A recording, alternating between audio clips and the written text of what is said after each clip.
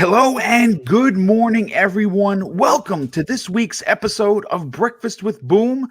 I'm your host, Mr. Boomstick XL, and man, oh man, this has been a week of weeks. Not only personally, but it has been a good week for gaming, and we have a lot of amazing topics to get into.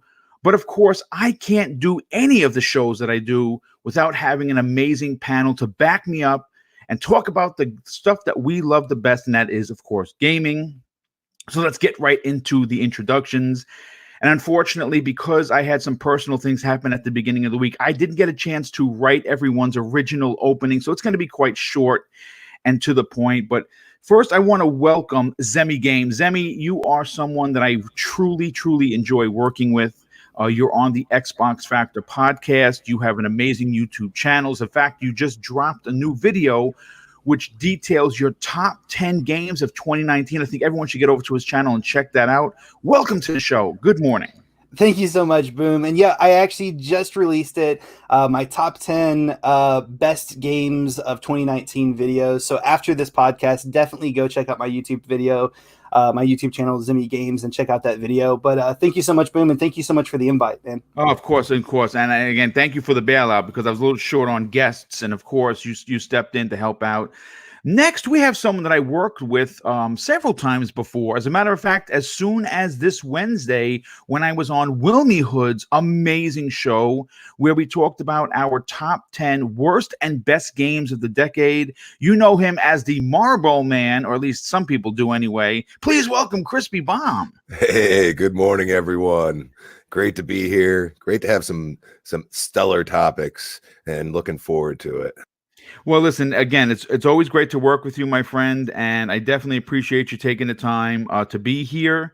And next, we have someone that's a regular. He's a panel regular, and I think that he brings a lot to this community. He has an amazing YouTube channel. He, as a matter of fact, has a show at 5 p.m. Eastern Standard Time later on this afternoon that I think everyone should check out. Not only that, he's been very busy on his channel. He's released some big videos in the last few days. Please welcome BitCloud Gaming. What's up? Y'all can hear me, right?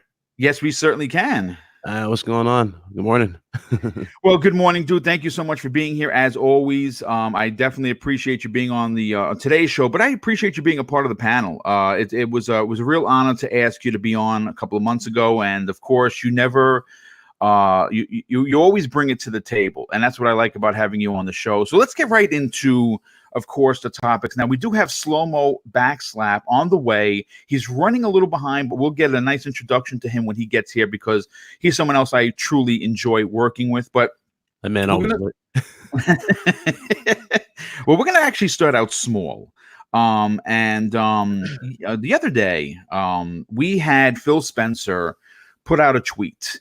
And I'm going to read it verbatim, and I just want to get everyone's opinion. Again, not the biggest topic of today's show, but I think it's interesting because I think that when you talk about the Xbox brand, and we are officially 11 months away from the possible release of the Scarlett, because we're thinking it's going to be in early November. At least that's what I'm thinking. To fan the flames is something important. Hype never seems to die. And let me just get to his tweet. He says this. This is from the official Phil Spencer Twitter account. And it's started. This week, I brought home my Project Scarlett console home, and it's become my primary console. Playing my games, connected to the community, and yes, using my Elite Series 2 controller, having a blast. Great work by the team. 2020 is going to be an incredible year. Now, I, of course, like many in this community, responded by, and mine was actually quite funny. I said, I'm so jelly because I would love to have an Xbox Scarlett underneath my TV playing right now. Zemi Games, let me get your opinion on this. Now, listen. This isn't the biggest tweet in the world, okay? And this may not even be a story on most people's podcasts. But the reason why I decided to bring it up is simply because this is a nugget of information that has probably excited the community. And I have to say that since, you go back all the way to post E3 2018, there's been a lot to be excited about when it comes to the Xbox brand. And knowing that the Scarlett not only exists for real, but that Phil Spencer is using it on a daily basis at home should excite the fan base. What are your thoughts on his tweet? Well, I think it's super exciting. I mean, regardless of the company that we're talking about, we could be talking about Sony, we could be talking about Nintendo, but fortunately, we're talking about Xbox. But anytime you ever hear anything about the new consoles, it's always really exciting. It's always great news, and I'm super happy to hear that he is using that console at his home as his main device. But what even goes further than that is that it just really shows his true passion for gaming and making sure that that the product's good. You know what I mean? There's a lot of CEOs out there who represent different products and they never use their own products, right? But Phil Spencer, I think it was last Christmas, he was testing the xCloud, like I think on his like personal phone or something, right? Which, and then now he has the Project Scorpio at his house using it as a main device. So I think it's really awesome, super cool. And he's definitely showing his passion for the brand and his passion for gaming by actually using and play testing and making sure that the quality's right. Yes, that's really great points. He is using the device. He is letting people know that it does exist. He has to have a working box. Now, what it looks like, for all we know, it could be a cardboard box with some stuff taped to it. It might look like a toaster with wires sticking out, for all we know.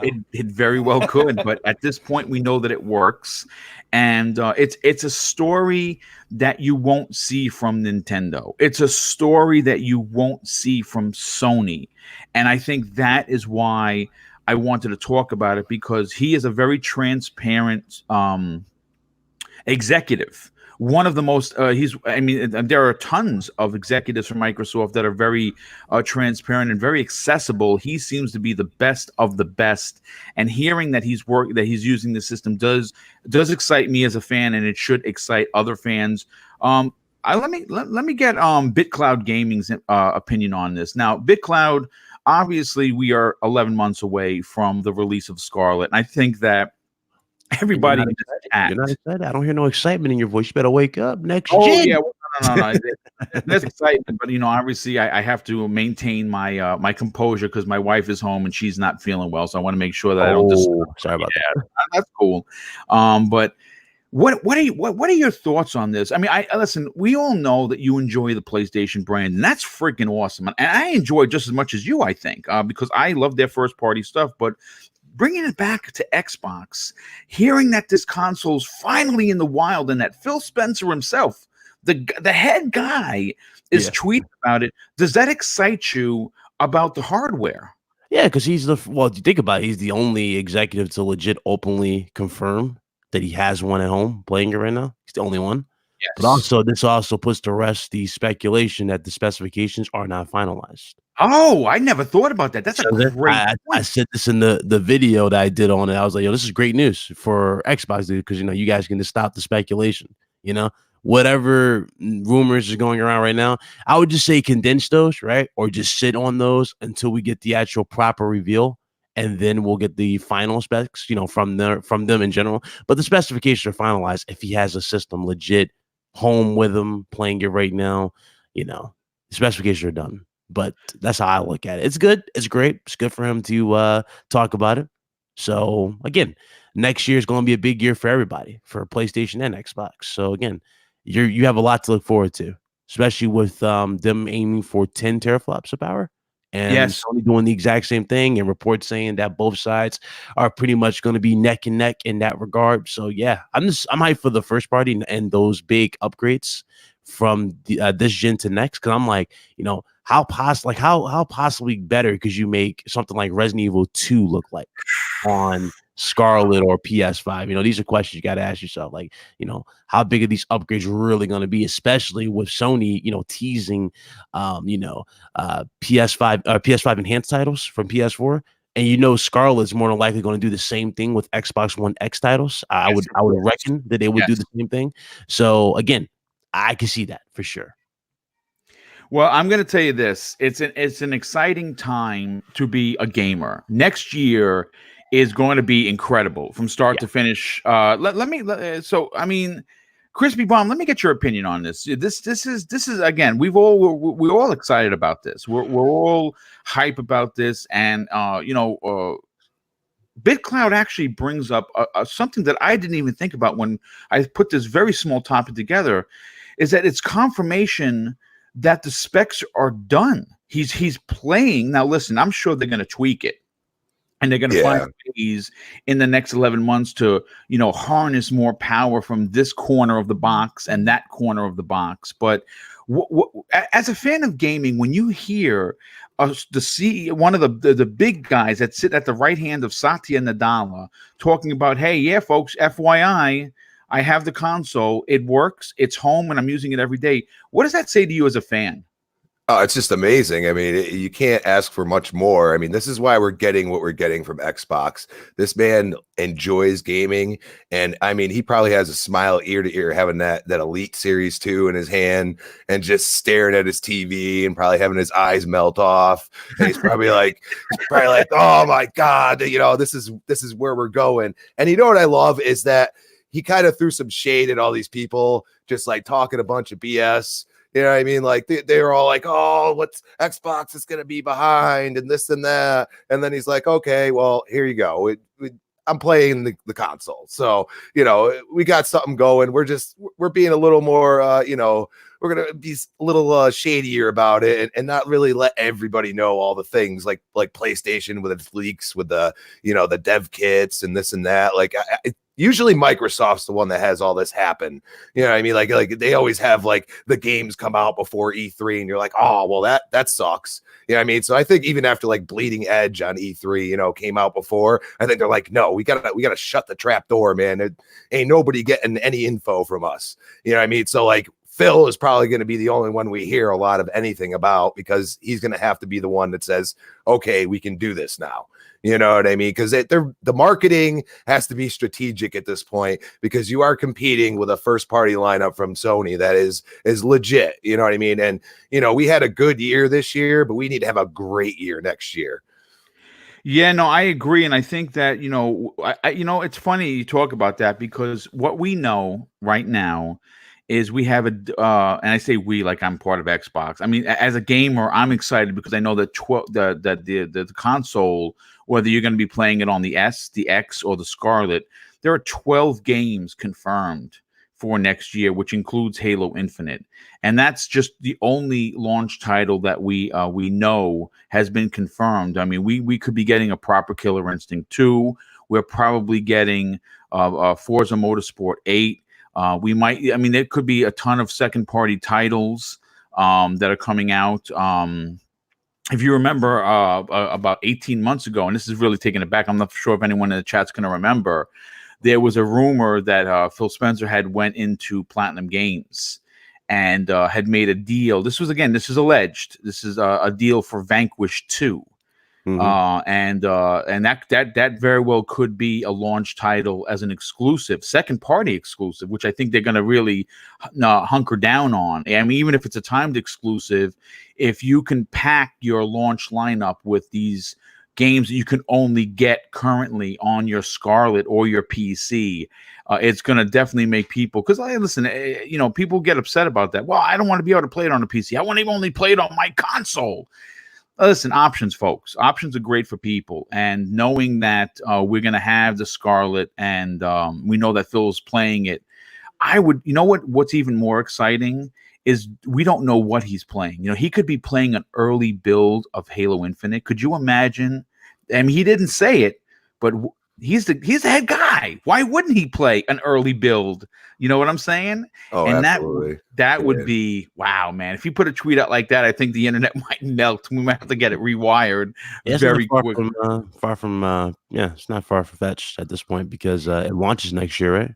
Yes, yep. 11 months. Yeah, he might actually have a unconfirmed, box covered edition, CEO edition. He's playing it. You never know. All we need is a screenshot, Phil. Just saying. Oh my God, could you imagine? Yeah, you know what? I think that Phil, he got himself into a little bit of trouble. Again, this is not a topic, but I'm gonna bring it up because we're talking about Phil Spencer. The other day he was on Mixer, and he made an announcement that the entire internet exploded with excitement. Now, listen, I cannot wait to play Control.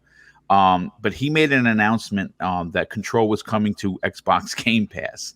And I think he let the cat out of the bag a little early because he gets excited. You got to remember, listen, you can dislike Phil because he puts on this nice guy mantra, and maybe you don't like being a nice guy or gal. That's fine. If that's how you want to live your life, you know what? Go ahead, go crazy, be an asshole. I don't care. But if, you can't hate on the man for his excitement in gaming. And he is like you and me. Yeah, sure. He makes 7 figures or probably close to it. Sure, he's the head of Xbox. Sure, he sits on the right hand of Satya Nadella. But at his core, at his human being core, he is a gamer. And he gets excited just like you and me. And that is not something that you can fake. You cannot pose that. So, let me ask you guys, and I'll start with Crispy Bomb on this. Control coming. First of all, listen. Let's get this clear. Control is coming to Xbox Game Pass. There's no doubt about it. The head guy wouldn't have made that announcement if a deal wasn't already done. I saw some people talking about, Sony has the marketing rights. Well, folks, I just want you to know that once a game is released, and past those 30 days, the marketing rights means ugats. It's done. They had the marketing rights, and it didn't sell well. And that goes for on the Sony platform, the same platform that I love it for the single player experience, the single player selfish experience that I enjoy the PlayStation exclusives for. That crowd didn't come out to support this. As much as they cheered it on, we got an exclusive, because that's what we all thought it was going to be. They didn't come out and support it. In fact, no one hardly did. And I think that getting it into Game Pass will get this game into more hands and bring more sales to it. What are your thoughts on the potential of Control coming to Game Pass? Well, I think, if I'm not mistaken, Remedy put out a tweet kind of debunking this. They did, but they said at this time. Future, they can't throw shade.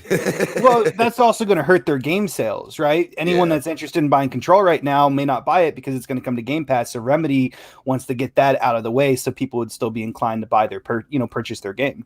Right. Yeah. That makes sense. Game Pass is all about boosting the traction and sales of it. So again, it would make sense for them to get as much money as they possibly can right now and then put it on there.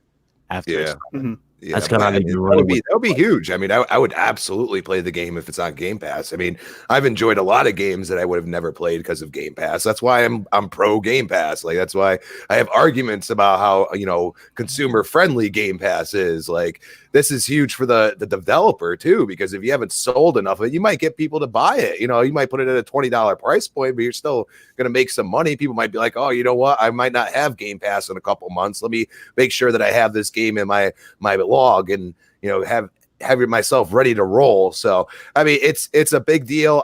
I believe Phil. I'm just saying that everybody's going to blow anything said by either side at this time out of proportion. Let's just wait and see. Everybody relax. You know what I mean? Like, let's not jump to conclusions about anything right now, but I can definitely see it coming to Game Pass. Yeah, I'm excited because, like I said, I've always been a big Remedy fan. I've beaten every game I've ever played from them. I want to play Control. I know what I'm getting with Remedy. I know that there's a lot of the story that I'm as a gamer going to have to look for.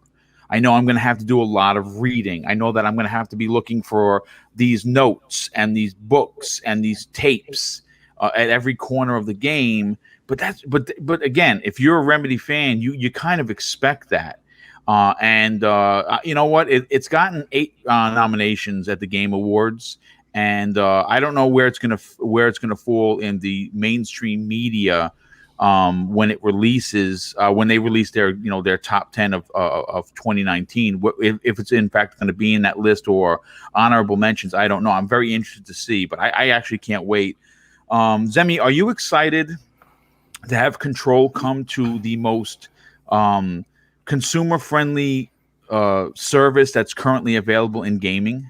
Yeah, oh yeah. I mean, I think it's going to definitely help out Remedy a lot. I mean, because it's proven, pretty much every single developer who's came out talking about Game Pass has said nothing but positive things. They make a lot of money off of it, and Remedy, they're a I don't want to say independent, but they don't hold any allegiance to really any company. It's not like they're a first party studio, so they can pretty much make whatever they want, but money is a huge thing for them. And so getting that game into Game Pass is, I think, going to be really, really good for the company, and it's going to help them, move forward with their other projects that they're working on. And I also agree with you guys. I think that Control's definitely going to be coming to Game Pass. It may not happen until spring or summer of next year, but I think it definitely makes sense, especially with, Microsoft's already having those connections with them from working, on Alan Wake, Quantum Break, and then, also Remedy's working with them on the Crossfire X game, if I'm not mistaken, as well. So they definitely have the relationship. I think Phil probably, made a boo-boo and said something a little bit too soon that he shouldn't have done. But yeah, I'm super excited. Yeah, and Big Cloud, close out this small but very interesting and fun topic to talk about. Are you excited? First of all, did you play Control yet? And if you haven't, would you immediately download it and play it if in fact it doesn't come to Game Pass? I have not touched it because of the performance issues. Okay, so you're waiting. I was waiting for the price drop. Get to a price where I think it was necessary. But if it does come to Game Pass, then sure, I'll fire it up on the rig. It's no problem. Nice. And you're going to be playing that on PC, I would imagine. Oh yeah. Yeah, nice. Well, I mean that's usually where people go nowadays, especially a good friend of the show. You know him as Enrique. He is now part of the PC Master Race, which he keeps putting on Twitter. We'll get you on there. Don't worry. Eventually, yes. I'm gonna have to. I'm gonna have to make the jump and build a rig, and I may be next year. I have a feeling it's gonna be next year, sometime around next year. Yeah, well, I may have to next year. I may have to probe everyone's brains and see how I can do this, because I'm not very technical, so I'm going to need some serious assistance. Yeah. Plug and play, PC folks, plug and play. But let's move on to the next topic, and I'm excited to talk about this. Now, in a story that I pulled from Push Square, which is obviously a very dedicated PlayStation site, and I enjoy their articles, to be honest with you. Marvel's Spider-Man 2 is coming to PlayStation 5 sooner than you think, and I actually could not be happier. Now it's safe to say that Spider-Man was a huge hit for the PlayStation 4, and without sounding like a fanboy, which I am, one of my favorite games of 2018. There's no doubt about that. The developer behind Spider-Man is, of course, Insomniac Games, and they are now officially under Sony as a first party. And this, as of the show, according to PRN Newswire, there's currently 13.2 million copies worldwide that were sold. Now, this is as of July 28th, 2019. Now, being that we are closer to the end of the year, of course, January being a 6-month removal, and it's 5 months at this point, I would like to believe that Spider-Man is probably sitting over the 15 million mark. And quite frankly, that's a great accomplishment, and another big reason why Sony added Insomniac to their first-party roster. And obviously, when I saw this report, I just had to talk about it, because I'm sure that there are people in the chat that enjoyed Spider-Man as much as I did. Now, some people will be like, nope, it's a bore fest, I didn't like it, and that's fine. Everyone is absolutely entitled to their opinion. For me personally, my God, I put so much time into that. I found all the birds. I got all the. I swung through all the stupid mist. You name it, trying to get that that platinum trophy. Which the only thing left on there is to find the graffiti, and I have not gone back to do it. Once I get all the graffiti, there's my platinum, and I'm very excited to say that I did that. But with that said, nice. With all of the excitement around the original Spider-Man, Marvel Spider-Man 2 is inevitably one of the biggest games that's going to be coming to the new PlayStation 5, and it should be, without a doubt, bigger in every way. And here's where this gets interesting. On Kinda Funny, which is run by Greg Miller, and it's a program that I used to watch. I catch it every now and again. I'm not as religious to it as I used to be, because Colin's not there. Colin has been there in years, and I really, really, you know what? Love him or hate him, I actually really like Greg Miller. He's funny. And he has a big voice. He's a big voice for Sony, as we know this. But speaking on the latest Kinda Funny Gamecast, there's someone on, his name is Imran Khan. was speaking, and here's what he had to say, and I thought it was very interesting. He says, "I know too much about Insomniac's Marvel's Spider-Man 2, so I can't speculate too much. I think a Spider-Man 2 will come sooner than we think." And he also mentions Christmas 2021. Oh yeah. Release window in this particular video. Now, getting a follow-up to the best superhero games this generation, and knowing that we could potentially get a sequel in a year after the launch of the PlayStation 5 is not only awesome, but it's super exciting. That's and huge. And you know what, Big Claw, let me get your opinion on this. First of all, after reading the article that I sent you guys in the DM, I want to know your opinion. How excited are you to see what not only Spider-Man 2 is going to look like on the PS5, but more importantly, what the masters of the craft in Insomniac Games is going to do with the power of the PlayStation 5? Well, as soon as the information broke, I made a video, and very nice. Okay, after the video was made, I literally, after the video was made, ironically, Foxy tweeted me. He was like, "Ryan, did you see this tweet?" I was like, "What tweet?" He's like, "Yo, Ryan, you might be on to something because Resistance again has been tweeted, and they were showing off the auger shooting through walls and at Insomnia Games in their tweets." And I was like, "Oh my god, I cannot take this excitement pressure." I'm like, is that a launch type of thing they're working on right now? Resistance remastered or remade for PS5? That's the thing I was asking myself. And I'm like, because again, you said it yourself. Spider-Man probably sold like 15 million. That's on one console, and that's insane. And that's an exclusive 15 million PS, by the way. That's Sony's highest selling exclusive this gen, if I remember correctly. That's how well it's sold. And it's the best selling superhero game. And again, it's on one console. That's insane too. But for that game to succeed in that many aspects, I already know what Sony's going to do at this point, because it's crazy. If you think about it, now at the end of Spider-Man 2, for those who didn't play Spider-Man 1, I don't know what to say to you. Shame on you if you haven't played. Shame. But at the end, Boom. This is why Boom is just as excited as I am. But at the end, they show Venom. Yes, they certainly did. Now, I mean, again, we won't spoil the ending. Yeah, but the cliff. I mean, this.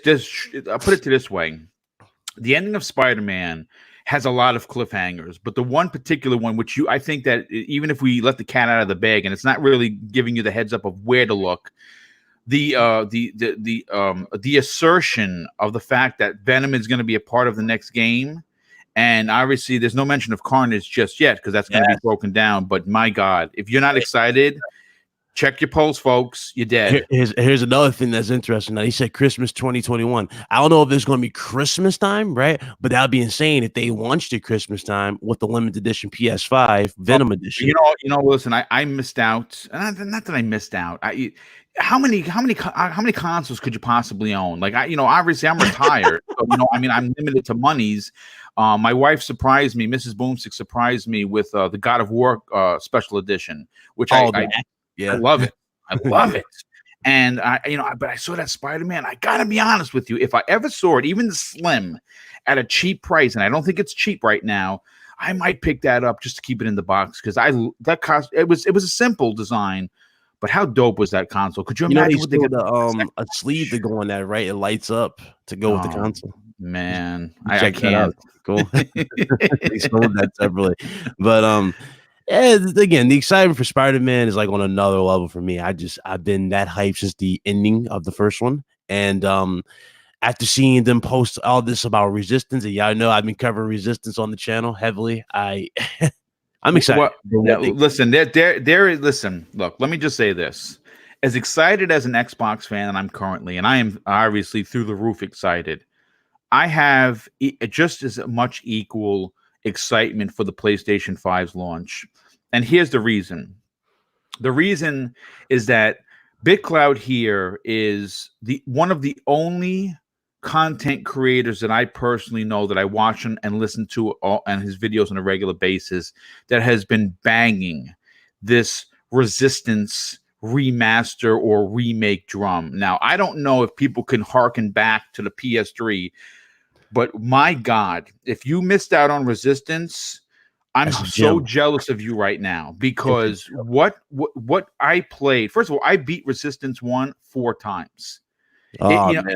Four times I played through that game because from asshole to elbow, pardon my French, it was an amazing game. And you got to remember, Insomniac at this point had never done anything like this. They went from cartoon characters to this gritty, Dark, like military. yeah, the world is alien destroyed, attack. aliens, World War II kind of. I mean, it was a masterpiece then, and I can assure you that whatever they do with the PlayStation 5, whether it's an actual remaster, a retelling, a brand new Resistance from the ground up, I don't care what they do. The fact that we're going to get a new Resistance, listen, I mean, if you're a fan like us, you could get very, very excited right now. Yeah. What I like about it too was the creativity behind that game in general. Like, remember how they did the storytelling in the first one with the narration from Parker? Yes. I love how how serious they made it feel in the first one, and just each particular screenshot showing off the artwork. See, that's how you do a story. You show gameplay, but you can also show concept art, and that's kind of what they did. They showed concepts of things, and it was like all realistic in real time. I was like, this is amazing, like amazing experience. So whoever didn't play Resistance, you're in for a treat if we get this remade for PlayStation 5. You're in for a treat. It's that amazing. I still remember when I first got my PS3 and that scene in the opening where the helicopter gets shot down at the start of the mission. What an opening, dude. Oh, man. It's that good. Yeah, no, absolutely. But listen, you know what? Let's bring this. Let's kind of wheel this back. Zemi, listen. I know that you're not the biggest superhero fan, but you did do something over the summer, and I'm not sure if you continued your trend. You started watching the MCU films. I've switched over to Batman now. DC. Okay, that's fine. That's perfectly okay. But when you hear, obviously next year is going to be a big year for both the PlayStation and the Xbox, and of course the PlayStation Nation is going to be at every event. They're going to be on social media. They're very excited. They're a very excitable bunch, and that's great. I mean, that's what's the fun thing about this community is that no matter what flag you fly, there's times to get excited. And right now, 2020 looks like it's going to be one hell of a year for gamers. Are you, when you hear that? I mean, obviously you've seen the success of Spider-Man. The game, no matter whether you see it in motion or whether you see a screenshot, or you see someone putting up a 2-minute video, the game is gorgeous to look at. It's amazing to play. It is just a masterpiece of craftsmanship, in my opinion. Some people will disagree, and that's fine. But are you excited to know that the same company that were able to push the PlayStation 4 standard, vanilla, if you will, the way that they did with Spider-Man 1, are you through the roof excited to see what Insomniac can do with the power that has been proposed for the PlayStation 5 in the next generation? Oh, absolutely. I just want to say real quick, I probably made a lot of people mad with that DC comment, but but yeah, no, I'm super excited. Like you said, I was watching all the Marvel films, went through the entire Marvel Cinematic Universe, and I started off Iron Man was like my favorite, but I think Spider-Man has slowly became my favorite, and so I actually went and watched some gameplay footage of the first Spider-Man game, and I really want to play it, and I can't wait until next generation because hopefully that will be a backwards compatible game that will be able to be played on the PS5. But yeah, no, I'm super pumped for it. I can't wait to see what they do on this new hardware. How big can they make the world? How well detailed can they make it? Yeah, so I'm definitely excited. As excited as Ghost of Tsushima, I don't know. I mean, because that Ghost of Tsushima game looks really good. But yeah, I'm super excited for Spider-Man 2. Yeah, I mean, there's a lot to be excited about because there's been a great roadmap put, right? We got Spider-Man 1, and it was what it was. Now, I'm sure that they've heard the criticism about having to catch pigeons, right? I'm sure that they've heard the criticism about having to swing around through green mist to grab, samples. And I think that what we're going to probably get is a more closer to an actual comic book in the second when we get Spider-Man 2. I'm sure that there's going to be a lot of stuff to collect, which I listen, I got to be honest with you. I enjoyed finding the backpacks. I found them all. I did every side mission you could do. Like I said, the only thing I didn't do it was the graffiti, which I'm going to get to so I can get that platinum. Did But you notice the Easter eggs in those backpacks? yeah, there were some of them. Yes, They had Daredevil. well, they had a card. Yeah, They have Daredevil. Murdoch's business card for his lawyer firm in the game as well, which was dope. I mean, come on, there was so much Like goodness in there. crossovers in a weird way, and it's like, all right, can they pull it off? You know, can Sony pull that off with a deal with Disney? That'd be insane if they can do something. Yeah, you know, I mean, listen, I am going to say this. Bob Iger, who is the head of Disney, maybe about a month ago, it could be 2 months ago, I don't really recall the actual date, had said that they're going to be branching out to other studios to bring Marvel character games to gaming. So I don't think we're going to get yeah, he did say that publicly during an investors meeting. So that's why I mean, if you remember a couple of months ago, I was running these stories that they were just made up content, original content. Think Microsoft would take a gamble, make a Black Panther game? That was actually the thing. One of the questions that I posed that was it was a very popular topic. Does Xbox need a Marvel exclusive? And the answer is still to this day, you goddamn right they do. Yeah, it'd be an option. Like I remember when they had the limited edition console just for the DVD release of Black Panther. I was okay. That could be something else, though. You know, that could have been for that could have been something behind the scenes that maybe they're working on a game. Maybe they're talking about. Maybe they're in the current because a Black Panther game with as many characters as you can add to it, like Spider-Man, different tribes. It's tremendous. Like yes, it could very well be like Batman. But let me, Crispy Bomb, let me get your opinion on this. Obviously Spider-Man, the name itself, it holds so much weight, not just in gaming, but in the world. I think he's obviously the most recognizable character in currently, I mean, for anyway, in comics and gaming and whatever your flavor is. Are you excited as a gamer, not a PlayStation gamer, not an Xbox gamer, not a Nintendo Switch gamer, but a gamer as a whole, to know that the PlayStation 5, which it's supposed to be unbelievably powerful, and you're going to have a developer that is now a first party, which is amazing for Sony. Are you excited to know that Spider-Man 2, what it's going to look like and how it's going to play on that PlayStation 5? Oh, I mean, it's just amazing. And, the clout that Spider-Man has, I mean, the juggernaut that Sony has acquired, when the MCU didn't know what was going on, they just kind of snagged, at least the movies from them. And they managed to get the license for the gaming aspect of it also. I mean, it's impressive, to sell probably by the end of the generation, almost 20 million copies. That would be insane. Me personally, obviously I don't have a PlayStation.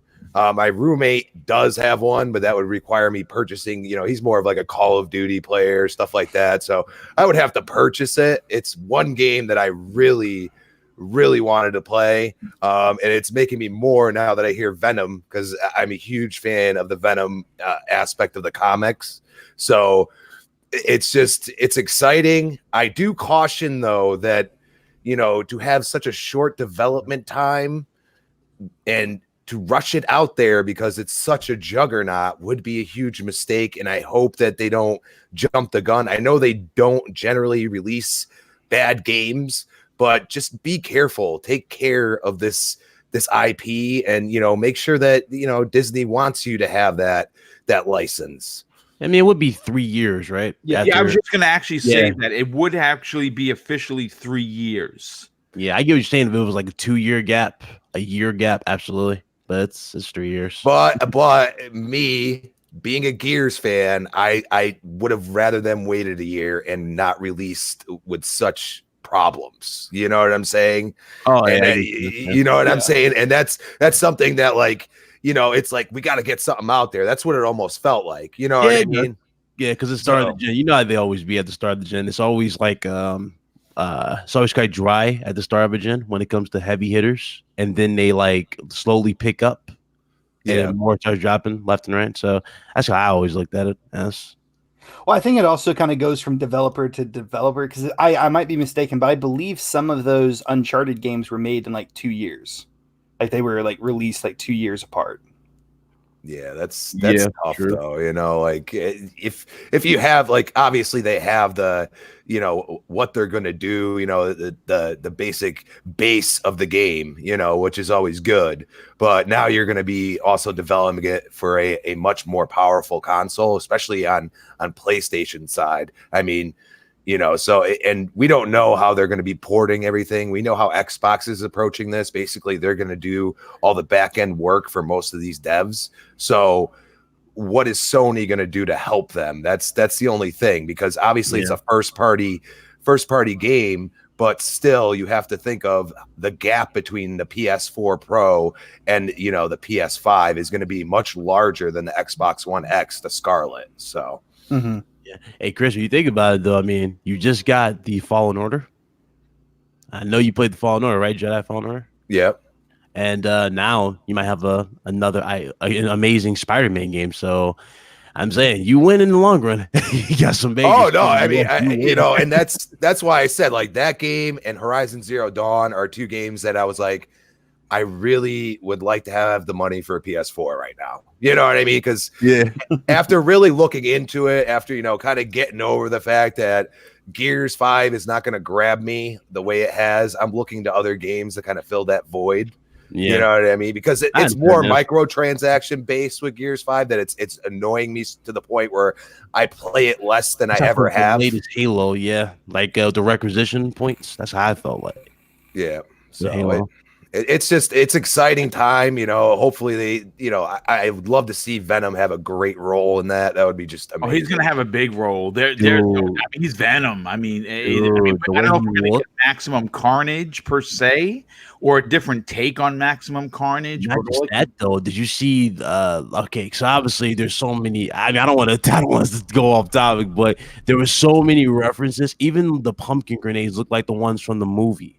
They did, yes. And they look so well like the ones like the movie, and the new Goblin mask that we saw the prototype of to see the secret hideout. It was like, golly, like they really did think this through when it came to the character development. Obviously, Venom in general, though, I like the style that they did. It looked like webbing at first. We didn't know what it was. And I was like, wait, that's a symbiote when it started to move. So yeah, all I can tell you is that it is going to be a big game. I'm expecting it to be twice as big as the original, which is really, when you think about it, an incredible achievement, because the original Spider-Man on the PlayStation 4 was huge, lots of stuff to do. Listen, or we could spend 3 hours on this, because we're all Marvel fans, more specifically Spider-Man fans. But I want to move on to the next topic, and you've heard me talk about this before, and this is a topic that I'm going to go to right away. As soon as I do my opening, of course, is Big Cloud, because he is a Resident Evil freak master like myself. But Resident Evil 3 Remake, you've heard on this show, and as a matter of fact, we've only been able to speculate. Well, guess what, folks? It has officially been confirmed, not by Capcom, but through leaked cover art found on the PlayStation Store, and it reveals a better-looking Jill Valentine, Carlos Oliveira, and, of course, the Nemesis himself. Now, some new Resident Evil 3 Remake artwork surfaced on PlayStation Network, essentially confirming that Capcom is, in fact, working on the remake, and this has been the subject of many reports and rumors. There's a great chance, and there's still a great chance, that we could get a trailer to show up at the Game Awards, which is on December 12th, which is next week. And being a Resident Evil fanatic like myself, I literally jumped out of my seat when I saw the leaked pictures confirming its existence, because obviously my game of the year 2019 is, in fact, Resident Evil 2. No big surprise. I called that in 2018, and I have not been disappointed. I have beaten the game 4 times on all scenarios. I have currently unlocked every unlimited weapon. I want to play through it again before Christmas and just destroy everything in my path. But I'm excited because, courtesy of these leaks, we know that we're, in fact, getting the same RE engine that powered Resident Evil 2 to power Resident Evil 3. And if you don't remember, the original game released in 1999. I mean, that is my God, so long ago, pretty much. This yeah, point. and I think it's safe to admit that currently the RE engine is probably one of the most prominent and more powerful engines that is currently available in gaming. And to know that we're getting a remake of one of the best antagonists in the Nemesis in gaming as a whole. I don't care what game you want to put in there. There's nothing like it being quiet when you're playing Resident Evil 3. You just killed a bunch of zombies. You killed a bunch of zombie dogs or a couple of hunters, and it's quiet. And you're like, okay, I could run around the corner, and you hear stars, and he busts out, and and it's a fight. You fought him like 4 times, and each time it was more stressful than the next. And he has a rocket launcher. I don't know if he's going to have a Gatling gun like he did in the movie. He might, but all I can tell you is it's going to be an amazing 2020. This for me personally is the cherry on top of 2020, and we're still 30 plus days out. But BitCloud, being that you are like myself a freak when it comes to Resident Evil, what are your thoughts on the redesigns of the characters, but more importantly, the actual confirmation that we're getting Resident Evil 3? Man, I wish King David was here. We'll have a good laugh at this, but I'm excited because first of all, Jill looks amazing, and Alvaro looks good too. They both look great, their designs. But Nemesis, the new look for him, he looks crazy. The new look, especially the detail and the way his teeth look and everything, it looks insane. So I'm loving how that turned out. So obviously, for those of you that play Resident Evil 2 Remake, you already know Mr. X. Mr. X is the dude you hear footsteps with. I guarantee you that that mechanic might still be in the game for the next one, but it's going to be intensified because they worse.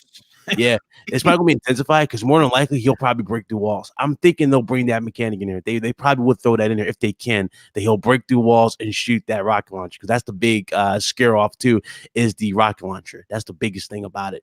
I don't think he'll have a Gatling gun because that's kind of from the movie. They kind of made that from the movie. But if he does have one, I mean, I guess it'll be a different change. But it's more likely gonna be a rocket launcher. That's been the whole horror part of it.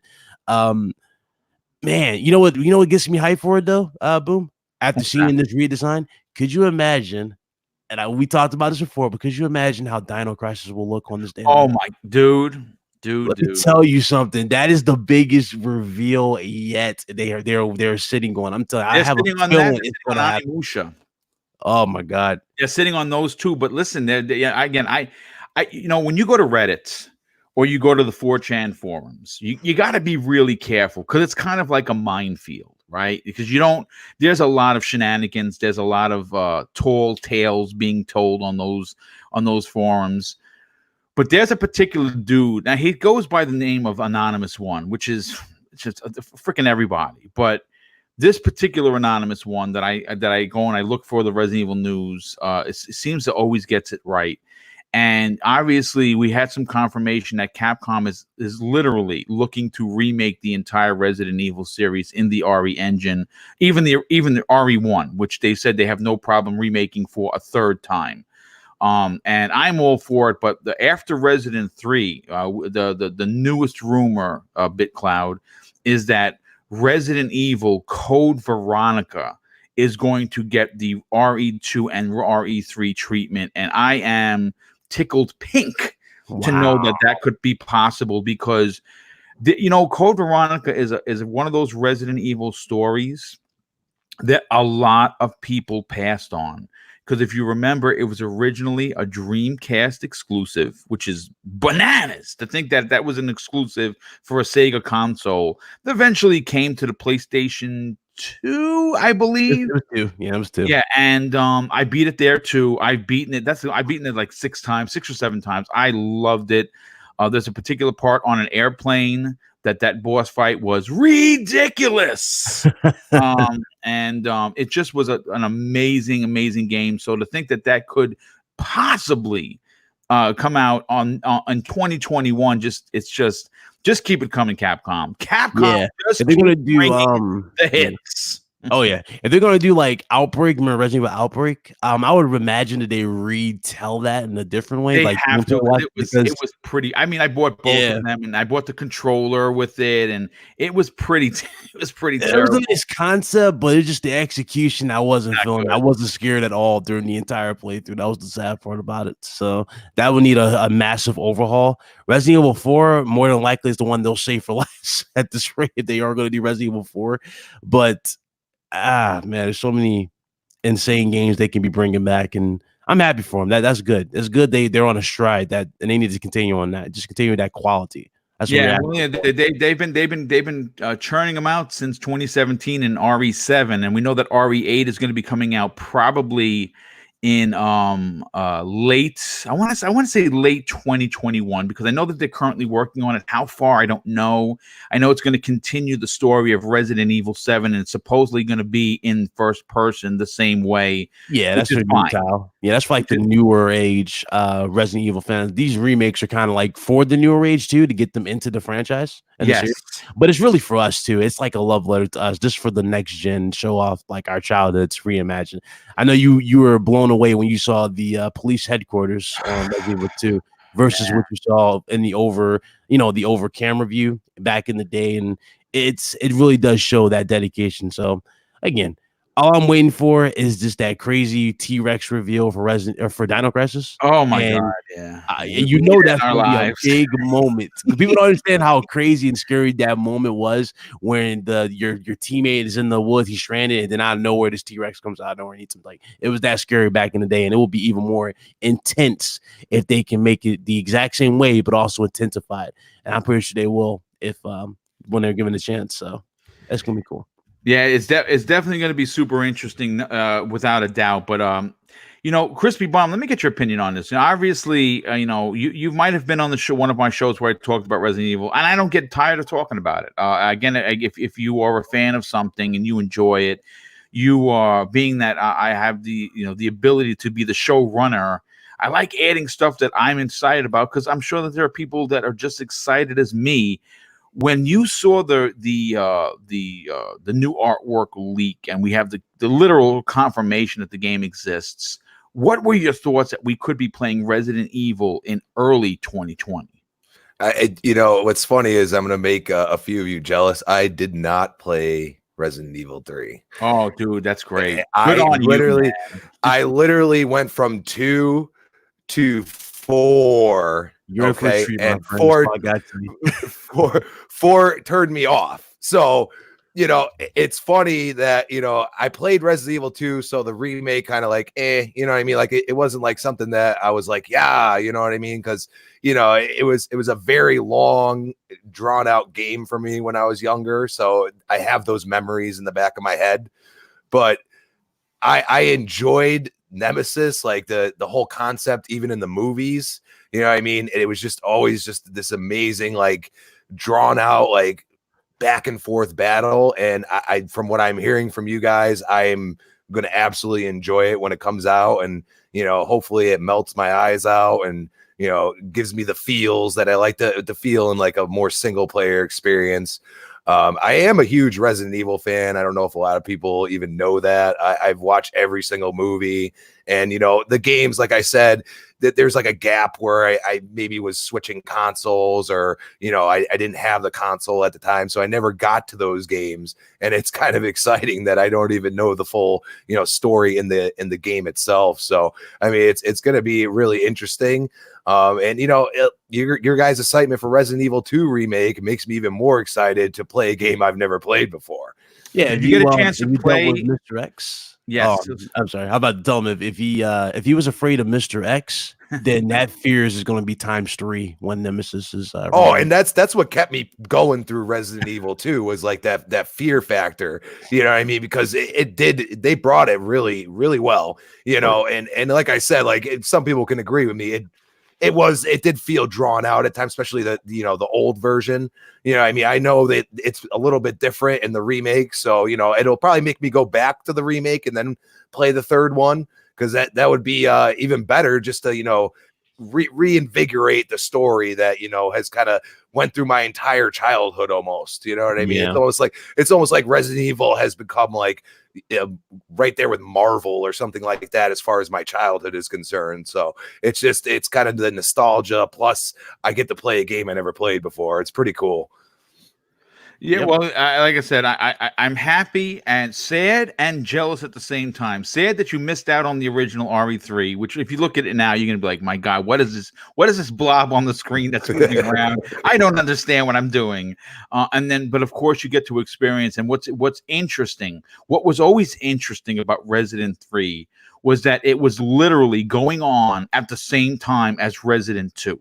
Like, you know, that is what's incredible. Jill Valentine is running around Raccoon City, and you got a glimpse of it in Resident 2 Remake, where you got a chance to see the clock tower, which you never saw before in the original Resident Evil 2. That clock tower is significant to Resident Evil 3 and completely puts it on the map that in fact does exist. And to know that we're going to get the same quality Resident RE engine graphics, gameplay, storytelling in and again, for me, the way the order has always gone is Resident Evil 2 1998, Resident Evil 3 1999, 1 and 2 on the list of all time. I've been gaming for 40 years.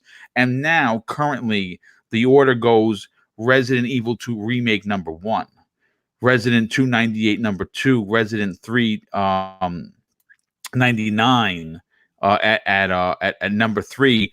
These two originals could be pushed back one more slot because I'm a Resident Evil fan through and through. But first of all, Zemi, before I get to you, because I know that you cannot wait to play this horror-filled game, I have to welcome in Slow-Mo Backslap. Slow-Mo, welcome to the show, dude. I appreciate you being here. Okay, so maybe he is okay. He's on mute and he is not here just yet. So Zemi, let me get your opinion on this. Now, I know that there's a very small chance that you're probably going to play Resident Evil 3 simply because it's a single player experience, meaning that you're going to have to be hidden underneath the covers in your dark room playing this with your headphones on. And it's probably unlikely that this is going to happen unless you can push someone else in front of the nemesis and get them killed. But all jokes aside, are you excited to see Capcom continue to put out these remakes in the same quality that we just saw Resident 2? Absolutely. I mean, I'm not excited for myself. I'm never going to play that game. There's definitely a 0% chance I'm ever going to play that. Like, you know, if you ask me, would I rather die or play that game? Honestly, dying would probably just be better. Just be a better alternative. But yeah, no, like, I am excited for all of you guys though. But my personal excitement's just not there. I really wish that they would and I'm sure they're eventually going to do it maybe as time goes on, but maybe do a remaster of Resident Evil 5 or do just a brand new game that's co-op. Because it kind of sucked how Resident Evil 7 came out. It wasn't co-op, which I think some people really like the co-op aspect. I think some people really think it takes away from the game as well. But for me, that's the only way I'm ever going to play the game. So I hope that they eventually come out with a. Well, they do have one coming out at this. I don't know if it's next year, and it probably is. But it appears that it's going to be Resident Evil with like a Left 4 Dead kind of a situation. Now, is that 100% confirmed? Or yes, that's a separate game. Yeah, that's an entirely. I don't know if it's free to play. It's again, there's a lot of information we don't know about that particular version, where you're in a horror house and you have all these things being thrown at you, and it's you and 3 other people. But it does exist. It has been confirmed, and it is going to be a third person multiplayer Left 4 Dead kind of a game. Yeah, well, I'm excited for that, and I'm definitely excited for all the other fans who enjoy those single player horror games and stuff like that. For me personally, it's just not my thing. But I think it's great that Capcom. I mean, obviously they had a rough patch, a few years ago, and they're keep coming out with things that the fans want to play. I mean, honestly, anymore, it's almost like fan service what they're doing. Obviously, they're introducing, a younger audience to these older games, but they're also doing fan service for gamers like YouBoom and gamers like BitCloud and so on. So I think it's really good what they're doing. It's just, it doesn't excite me in the least bit. I mean, listen, it's understandable. If you don't like horror games, listen, I'll put it to this way. Mr. X in Resident Evil 2, in the original, was horrifying. Mr. X in Resident Evil 2 Remake is terrifying to the point where you might poop your pants, because he comes, those footsteps, especially if you are wearing, again, this is what I have to make, I'll throw this out to anyone. If you enjoy gaming, but you are more of a technical person and you want to enjoy the game from what the visuals, but you want to take advantage of sound, play Resident Evil 2 with a pair of headphones, gaming headphones on, and I can guarantee you that you're going to be like, you know what? Nope, this is just not for me, because I want to live. Those footsteps that you hear, like for instance, the sound quality in Resident Evil 2 is so incredible that when he's above you, besides seeing the visual dust from the weight of him walking on the floor, it's those footsteps. And if you listen, they're in the distance and you hear them, and they're a little bit lower. But then when you start to hear them get closer, they start to ramp up it. What they did to make you afraid of this thing in this game is unbelievable. And again, I think it's like $20. If you did not pick up Resident Evil 2 Remake, I assure you it is going to be one of the best games that you play this particular year for sure. Now, I would have gone to it says I would go to Slow-Mo Backs Up. I don't know if he's ready because he's having some problems at work. I'm just going to just ask him before we move on to the next topic. Slow-Mo, are you ready to go as of yet? Okay, so apparently he is not. So he says work is pissing him off. Okay, so listen, we'll come back to Slow-Mo. I want to move on to the next particular topic that should excite a lot of people. And again, I don't know, because a lot of people aren't into VR.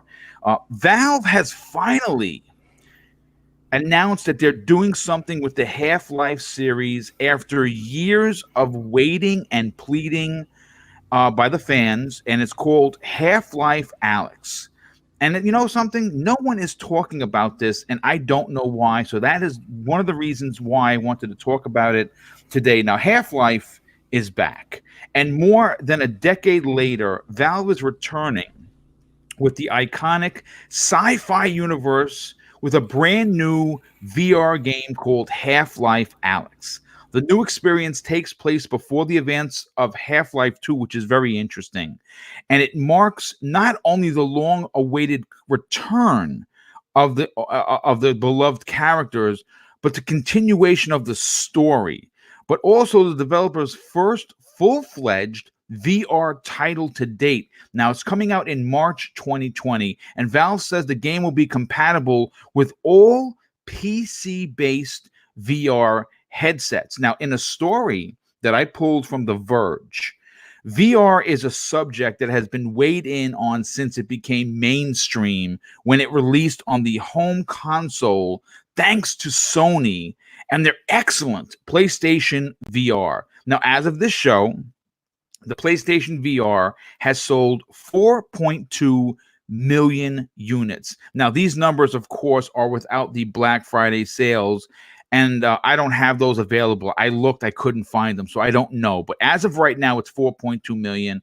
And as everyone knows, I've been a supporter since day one and still continue to support. And of course, thanks to the ridiculous generosity of someone that the community should know, Wilmy Hood.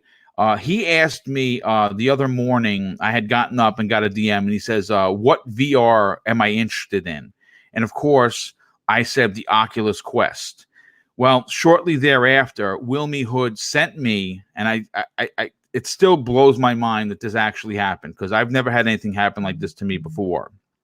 But he sent me through PayPal enough money to not just get the $400 edition of the Quest, but the $500 128 gigabyte version of the Oculus Quest, which is being delivered today, and I cannot wait to get my eyes in on this thing. But getting back to Half-Life, let me go to BitCloud. BitCloud, VR is a subject that a lot of people do not like to walk in, and there's a reason for it. Not that VR isn't important to gaming, but unfortunately, it is an expensive part of gaming that a lot of people just don't have the money for, and that is completely understandable. I mean, I wanted the Quest since it was released, and I didn't have the money. And again, now I have it thanks to the generosity of another human being. But when you hear that a game like Half-Life is not only coming back, but they're not doing the shitty and cheap way of just saying, "Hey, Half-Life 1 and 2 spinoff." This is an original. I sent the trailer in the DM. I hope everyone watched it. I've watched it 4 times, and I am blown away on how amazing this is. What are your thoughts on the Half-Life Alyx coming to VR? Oh yeah, it looks good. Kind of makes you wonder how it will be in the future, like when they get the prices down and they can do more with VR, like resolution wise and whatnot. That'd be cool. But the game looks good. Game looks absolutely good. And you gotta keep in mind too, you still got another game to look forward to for VR. It's on PlayStation though. It's Iron Man. Yes, that's next year. One. I cannot wait. Yeah, that's another big one that's going to be dropping. So VR has definitely got a lot of bangers. And I know a lot of people don't necessarily jump on board with VR yet because of the price. But I remember Black Friday had like a crazy deal on a lot of them. You can get cheap. But again, I understand it's an expensive, addition, to your gaming experience. It's like something like it's more expensive to buy something like a fight stick, right? For like a fighting game. So yeah. I understand that completely, and I, at the end of the day, VR will get there, but it's good to see that VR is still it's still being treated like a priority and like it's getting its own bangers, as opposed to being like an afterthought and something that's just being like sitting in the sidelines and not getting anything. No, they have something for everybody, and that's good for everybody on whatever side you're on. You have something to play, so that's good. Yeah, I mean, listen, all I know is that, look, Valve is a company that enjoys making money. And they are probably, and it would not remotely surprise me in the least that they're already in talks with Sony to not only bring, again, I don't know if the PlayStation VR could handle it per se, but we know, and I can't effing wait to be able to say that I went out and I'm the day one supporter of the PlayStation VR 2.0, which we know is coming. Now, it's not going to be available at launch. I don't even think it's going to be available at launch in the first year, simply because the PlayStation VR is going to be supported. And I think they're going to be able to do some great things with it, with the hardware of the PS5. So there's no need to rush, on a PlayStation VR 2.0. I hope that they take the Oculus Quest route where it's wireless entirely. That would be dope. I'm really looking forward to that. But first of all, let me welcome Slow-Mo Backslap. Slow-Mo, first of all, dude, we have not worked together. I think it's been too damn long. And I enjoy every time you're on here because you are someone that I respect. You're someone I enjoy listening to as a content creator. And I like how you are transparent, you're open, but you never back down from a challenge. Welcome to today's show, my friend. Thanks, man. I appreciate it. Sorry, I'm a bit late. Work had work called and yeah, man. Yeah, listen, life gets in the way all the time of gaming, and this is just a silly podcast, but for right now we're happen to be talking about Half-Life coming back, but not just coming back in a cheap way where it's Half-Life 1 and 2 that we've all beaten 1,000 times over in VR. This new game called Half-Life Alyx looks to really, it looks so good, and it looks so much like a game you would play with a controller, that it could potentially, again, this is just my opinion on it, potentially bring people into VR, bring VR into the mainstream. Have you seen the trailer, and what are your thoughts on Half-Life finally coming back after a decade? Well, let me first say that I wanted to virtually throw a massive loaf of bread at Enrique's face right now. I saw you guys going. How dare anyone suggest that Chrono Cross is a better game than Chrono Trigger? Don't nobody even know what the hell Chrono Cross is, because it was a half done trying. Like, look, even Square knew the game was trash. That's why they tried to like throw some little small innuendo in there and try to say it was a sequel to Chrono Trigger. It is not a sequel to Chrono Trigger. It's barely a good game. It had a decent combat system and a story that was so nonsensical that like it was completely forgotten like not long after it came out. Meanwhile, Chrono Trigger is considered one of the best RPGs ever. Enrique, this loaf of bread's for you. Enjoy. So like that done. I'm not the biggest Half-Life fan. I do recognize like Half-Life 2 is considered one of the best, like one of the best games ever. I get that. I played it and I haven't finished it. That's all on me. But I had it through the orange box, and there's so much going on. I didn't finish it. But I do think like Valve using Half-Life to promote VR is what VR needed. Yes. And it's VR needed a huge IP to really get people to pay attention to it. Because I've never had VR. I've never tried VR. I was never interested in it. But now Half-Life getting it, I'm like, oh, okay.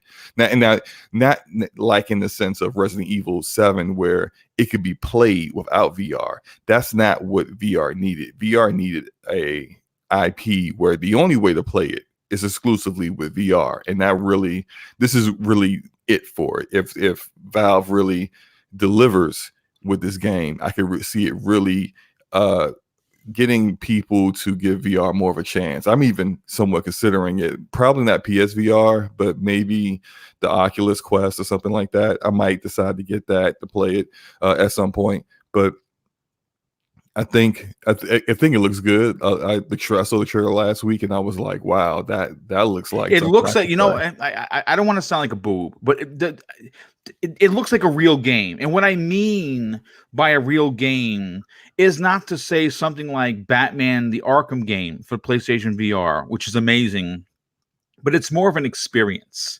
A lot of the games on VR are experiences, the 10, 15, 20-minute experiences. Like Resident 7, you could play start to finish in VR, which I tried, and I was like, nah, you know what? I want to enjoy my retirement, so I'm not going to give myself a heart attack. And no, I played for a little bit. I played the kitchen demo, and that was enough for me.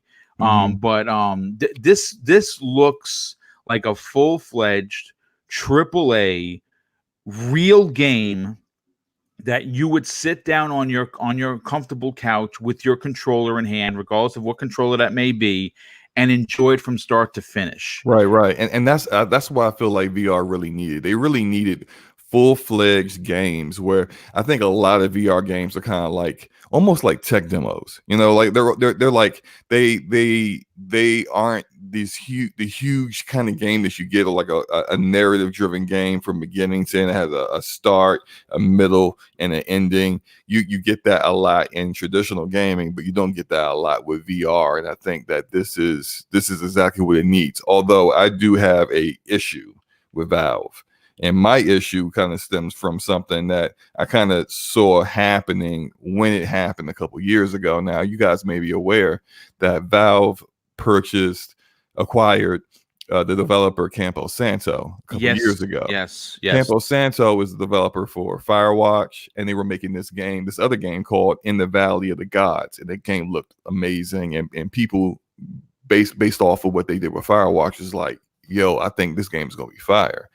They get acquired by Valve, and everyone kind of goes, oh no, what's going to happen to In the Valley of the Gods? Because as we all have heard over the years, like up until now, if Valve acquires you, I don't know what you do at Valve, but you ain't making any games. Because like we're still waiting on Left 4 Dead 4. I mean, sorry, that 4. Left 4 Dead 3, which I know was in development, but still has yet to come out. Half-Life 3, people waiting for, even though this isn't exactly what people thought they were going to get, but they've been waiting for over a decade now. Yeah. So it's just like I'm thinking like, yo, I don't know why they acquired them, but I feel like I'm not getting this game anymore. Well, not too long after they did the announcement for Half-Life Alyx, they came out with an announcement saying that In the Valley of the Gods is on indefinite hiatus. And then they also say Campo Santo, the entire studio is working on other projects, and the majority of them are working on Half-Life Alyx. Now, good for Half-Life Alyx, because those guys really know how to craft a really good narrative, and the story is probably going to be really good.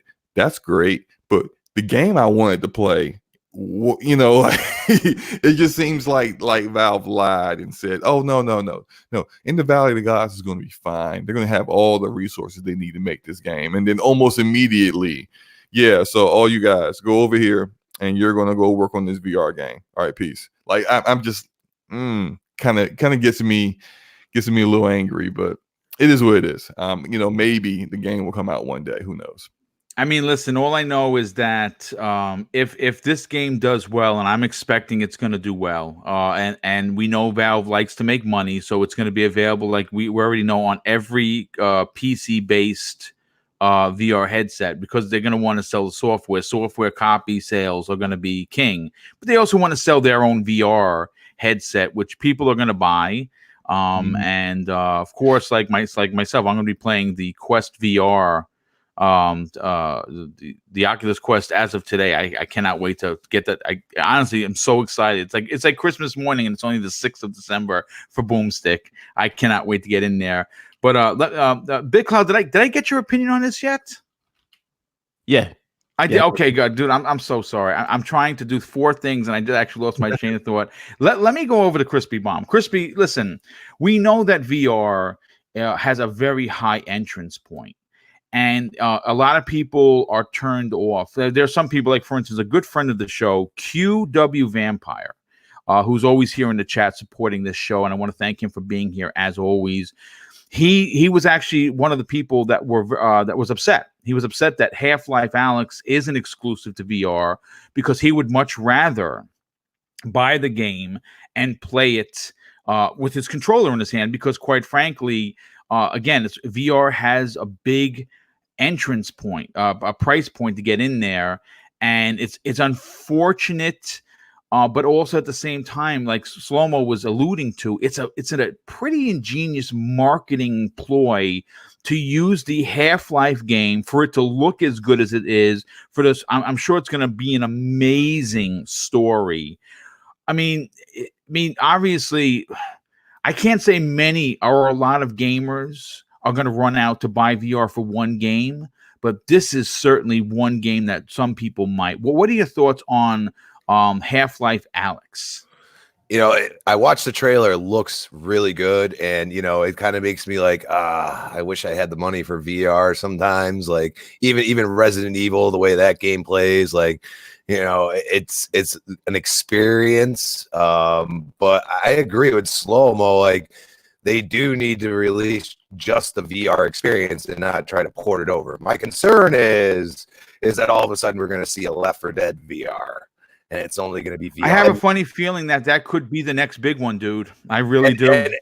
And the only concern I have is that so many of us gamers that have played Left 4 Dead 1 and 2 just enjoy it. We don't need VR to purchase that game. You know what I mean? Like, yes, it would be an amazing experience, but the entrance point is the problem. And this, like, if they did Left 4 Dead, yeah, I'd be like, I got to find a way to get VR. You know what I mean? But in the end, we have to wait and see, because if graphically it looks as good as we saw, I mean, on your head, it's going to be interesting. It's going to be interesting as VR kind of comes to the forefront graphically and gameplay wise, as they start figuring out these controllers and how to do everything, and how they're going to develop them correctly, and you're going to have a more immersive experience.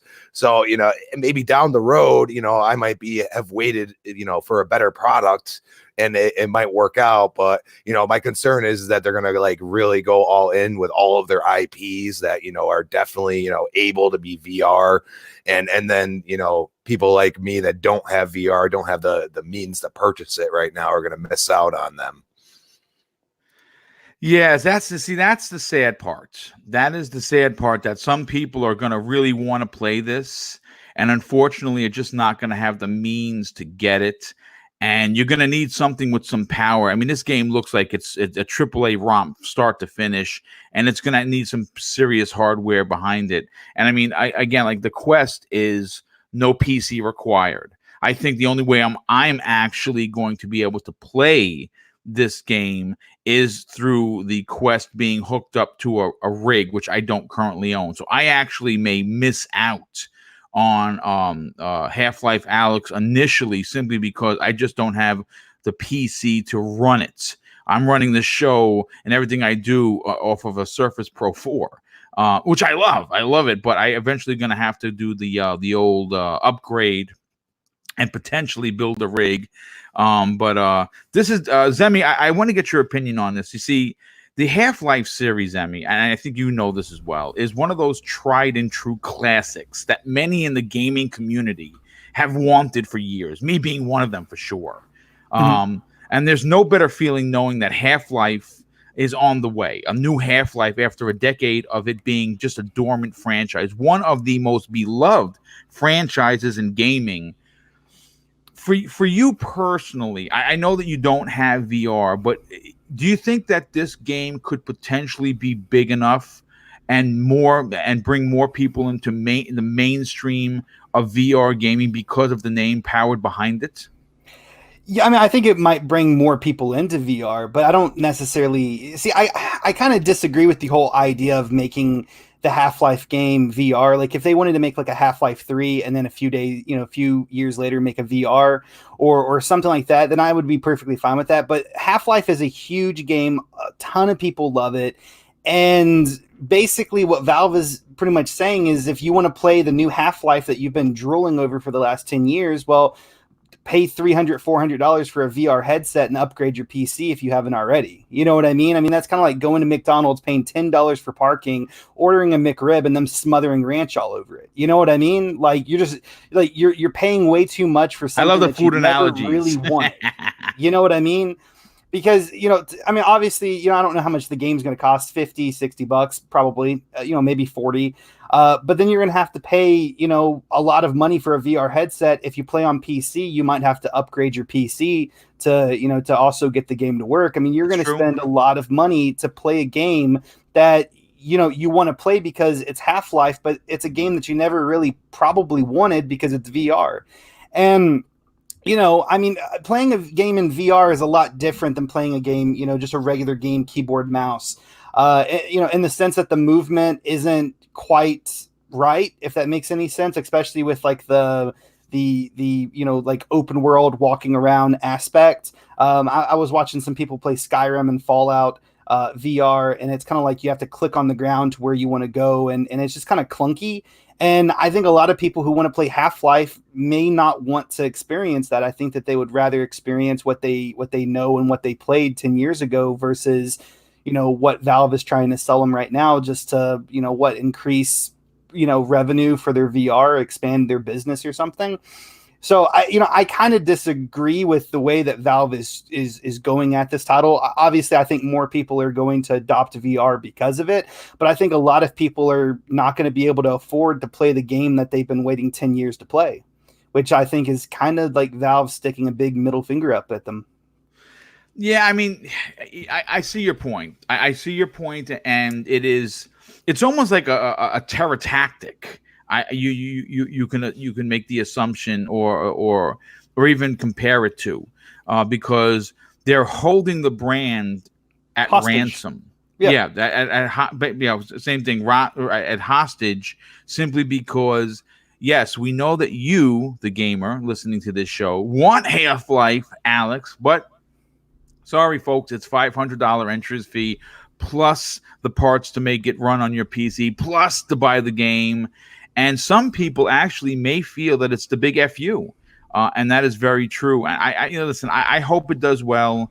I hope that that maybe, just maybe, it sells so well that they decide to make a non-VR version and release it on consoles. That would be pretty interesting. Maybe they can do that. Maybe it's something they don't want to do. As soon as I find out, I will be coming back to this subject. But I want to move on to the next topic. But before I do, I have to thank someone in the chat. First of all, Reese Digital with the outstanding and extremely generous $10 super chat. And he says this: Boom, I absolutely love everything that you do for the gaming community. First of all, that in itself, that statement is worth more than the $10 because as a content creator, it's easy to hate on someone, but it's really, really rewarding when you see messages like that, dude. I really appreciate the kind words. And he continues with RE2 Game of the Year. Shout out to you and the panel. Well, thank you for being here, Reese Digital. And of course, thank you for the kind words. And more importantly, thank you for your generosity. But I want to go on to the next particular topic. And this one is one of those topics that you're not probably going to find on many shows because, you know, a lot of people hate the word remaster, whereas I, depending on what game is remastered, I got excited. And I can say is this: two of last generation's best action games that a lot of people did not play are coming to the Xbox One X in both Vanquish and Bayonetta remasters by Platinum Games, which have been confirmed to run at a full 4K 60 FPS. And all I can say is hell yeah to that. Now, in a story brought to my attention by one of the community's absolute finest in Dreadpool, Eurogamer is reporting that two of Platinum Games' best action romps are getting remasters and releasing on the Xbox One platform. Now, I'm sure there's going to be some folks in here that say, wait a second, Boom, is it coming out for the PlayStation 4? And the answer is, there is no answer for that right now. Currently, I don't know if it's going to be released there, simply because this was found on the Microsoft Store. And I went looking to see, in fact, if this was going to be on the PlayStation 4. And as of right now, it's not. And if it turns out to be that it stays that way, listen, there's been plenty of remasters and games that have come out on the PlayStation first, eventually making their way over, of course, into the the Xbox platform. So I don't know if it's eventually going to get there. All I know is that it is definitely coming to the Xbox platform, and it's coming on February 18th, 2020. Now, obviously, remasters for the first time on the Xbox One. Each game's description reads this: 4K graphics at 60 frames per second, available for the Xbox One X. The 10th anniversary bundle, which will include two games together, have been spotted thanks to a place called All Games Digital. Now, publisher Sega themselves have yet to actually announce the remasters, but it's safe to say that the new information is legit due to it coming directly from an official Microsoft storefront. And what's awesome is that both of these titles are going to be in the one bundle, the anniversary bundle, for one price. Now, look, I'm going to say this. As we all will either admit or know, the word remaster has been coined as the dirty word of this particular generation. But there are some titles that can easily transcend these tropes. One of them, which we have yet to see, and everyone has been pleading and begging EA for, is a Mass Effect trilogy remastered from the ground up. I think that everyone on this panel, everyone in this chat, anyone that's going to listen to this show afterwards would agree that we all want the original Mass Effect redone in 4K 60. But being a huge fan of Platinum Games, I am super stoked to know that not only are we getting Bayonetta, which is amazing, but more so Vanquish, which is a game that a lot of people passed on during the 360 era and should definitely think about getting this. And I'll start with Slow-Mo on this. Slow-Mo, are you just as stoked as me to be picking up this combo pack when it releases early next year? Or are there going to be too many new games releasing to play some old ones? Yeah, I'm gonna have to go with the latter there. I think there are going to be way too many games releasing to really. This one's coming in around what time? Is they're saying it's supposed to be coming out again? I think he said February of next year. Yeah. See, well, no, February. I think February's not that bad though, because I February's got Ori coming out, but nothing else really in February. But like the first week of March is just ridiculous. It's a lot. Like March is packed. So yeah, I can see maybe February where some people who definitely remember enjoyed the previous games would say, yeah, let me go ahead and pick this up, especially if it's say not. It might be full priced considering it's 2 games and it's a remaster. But I'm not too big into Bayonetta, but Vanquish, I can see myself playing Vanquish again. I don't know. Like, I don't know how many people that will be into it right now. Like, if it was a summer release, I think that would be perfect for the summer, because it's usually a dry period where games aren't too many games are coming out, and then you bring in a remaster like that maybe some newer gamers who haven't played the previous games could play, and some of the older gamers could get that nostalgia out and try it again during a dry spell. I think that would have been perfect. But it like so close to games in March coming out, I don't know about that one. Yeah, Final Fantasy 7 is no, Final Fantasy 7 is not dropping in February, Enrique. I think Final Fantasy 7 Remake is March 3rd. I'll double check it, but I think there's a lot of games coming out like the first week of March, and depending on when they release in February, if they release like February, the first week of February. Okay, then it's like that's enough. That's enough, like a few weeks away from all these other bigger IP that are coming out. That'll be fine. But if it's like the last week of February, you're kind of shooting yourself in the foot. I mean, it is in February.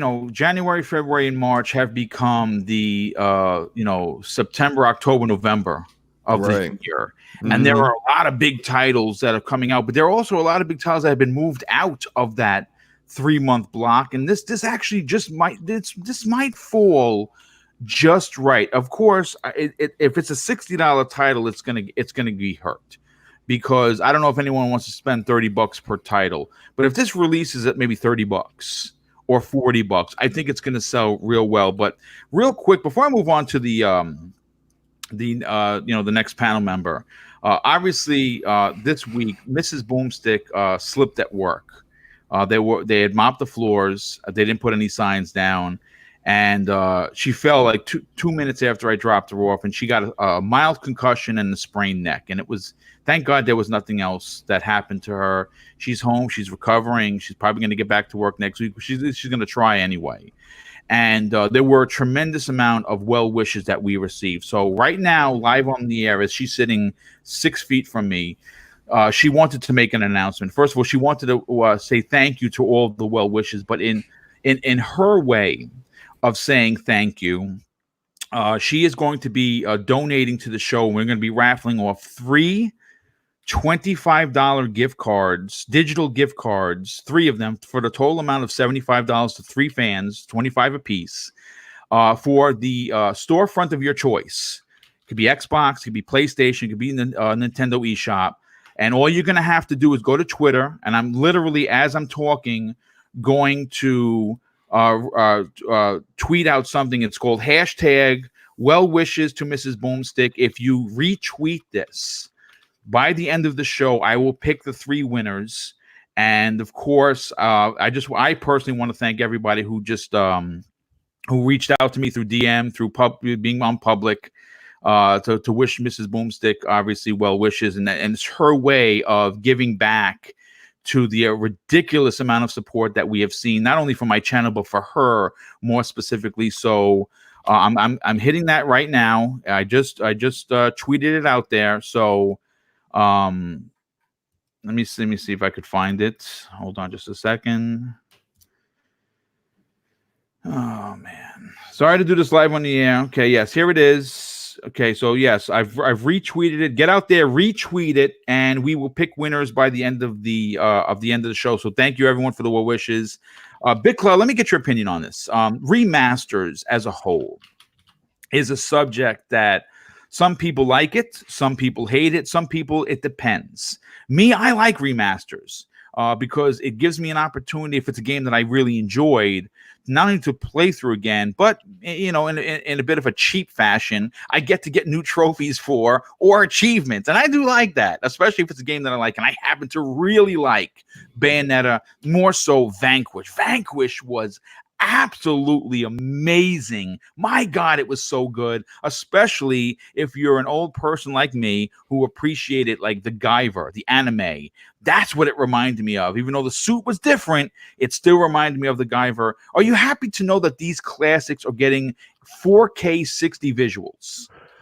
We got Boom admitting to Truthie boasting. Get them, people. Nah. Yeah. I love it. It's good. It's good. It's options. It's options. You can't have too many options. It's just fine.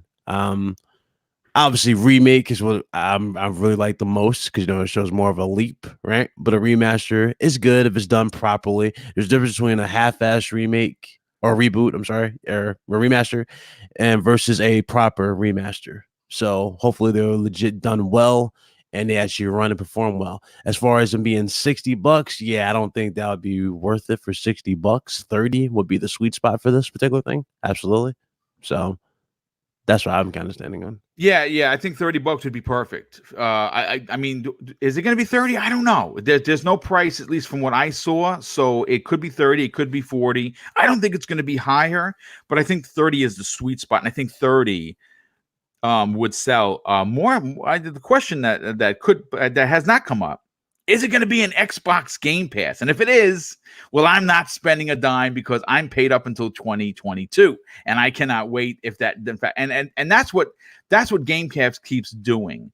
If you didn't know, and again, we're not changing the subject, but if you didn't know, yesterday my friend Pedro dropped on Xbox Game Pass, and my God, if you didn't play that game on the Switch, which I did, you need to play this. It is an action romp that's so violent, and the main point of it is your friend Pedro is a banana. So go figure. It's like Max Payne meets Deadpool meets 2D side-scrolling goodness. Highly recommend you going to Xbox Game Pass and downloading my friend Pedro. But getting back to the remasters, Crispy Bomb, let me get your opinion on this. Obviously, like I was saying earlier, some people really love the remasters for a lot of reasons. Me, I love them because I get to play games with a fresh coat of paint, but I also like to hunt for achievements and trophies and boast that score. I'm close. I'm hoping by the end of the year, I don't know if I'm going to hit it, 300,000 gamer score on Xbox. I'm just under a 13 trophy level on the PlayStation 4. Would like to hit that by the end of the year. Are you interested? First of all, did you play Bayonetta and Vanquish? And if you didn't, do the remasters in the 4K 60 talk. Does that get you excited to try them if you missed them? I actually did play Bayonetta. Vanquish I haven't played. And one thing I'll say, and I think it really, especially for Bayonetta, what I played, that 60 frames per second is going to be a big deal. Yes. Yeah, Bayonetta is a very fast-paced game, and I found myself at times not being able to realize what's going on, because back then they didn't really have the power for games like this. They had to downgrade it. So hopefully it's a true great remaster. The only problem is you got to be at $30. And honestly, most people are going to be like, is it coming to Game Pass? I mean, we're having this happen more and more. People are spending $60 and then 4 or 5 months later, it comes to Game Pass and up in arms like, oh, why did you do this to me? You know what I mean? And that's something that, I would have to think about because I am invested in Game Pass. And, I feel like Phil is doing a lot of backdoor deals with, Platinum Games, a lot of Japanese studios, that he's trying to boost the library that's going to come to Game Pass. So, in the end, I kind of just word of caution, I'm not gonna, $30 would be great, but also that's $30 that if I spend it and then it comes to Game Pass, I'm not gonna be happy with it.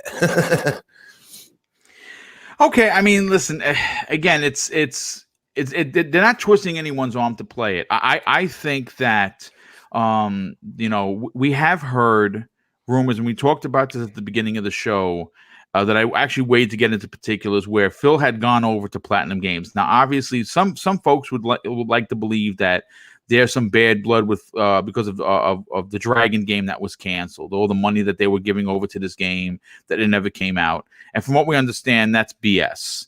I'm sure Microsoft was pissed, but there was also different people were running the show. Now Phil's involved. Obviously, Phil is known as a good guy, and people like working for him. And we have heard a rumor that Vanquish 2 not only was in development, but it was in development exclusively for the Xbox platform in the next generation. So this certainly, I mean, again, we don't know if this is going to be for the PlayStation 4 and PC. As of right now, it's only on the Xbox, and that's the only information that I currently have. But it would be pretty interesting for them to release a 4K 60 version of Vanquish on the Xbox One, only to 10 or 11 or even 9 months later release Vanquish 2 as a launch title for the Xbox Scarlett. That would be pretty interesting, and that could very well be what happens. Again, this is completely speculation. I agree with you, though. I think that trying to get $60 for these two games would be a mistake. I like the $30 price point, $15 per. I also like the fact that they could come to Game Pass, and that's even better. But I'm interested to play. I guess it would come down to who's doing the publishing of this game. Is it if it's the Xbox Game Studios publishing arm, then you're probably going to know whether it's going to ever show up on like PlayStation or not or anything like that. But if it's, say, I don't know, like Private Division, I just throw in Private Division out because they seem to always kind of work with indie studios and getting their games out the door. Then then it's probably going to end up being a multi-plat on everything. But I think it just kind of comes down to who's doing the publishing for it. And once we know that, then we can kind of get an idea of which platforms it's going to be on. Yeah, it's going to be interesting nonetheless. I cannot wait for both games. I'm probably going to try and play through both of them from start to finish, because both games are if you love action games, if you love Platinum, these are two that you should certainly look into.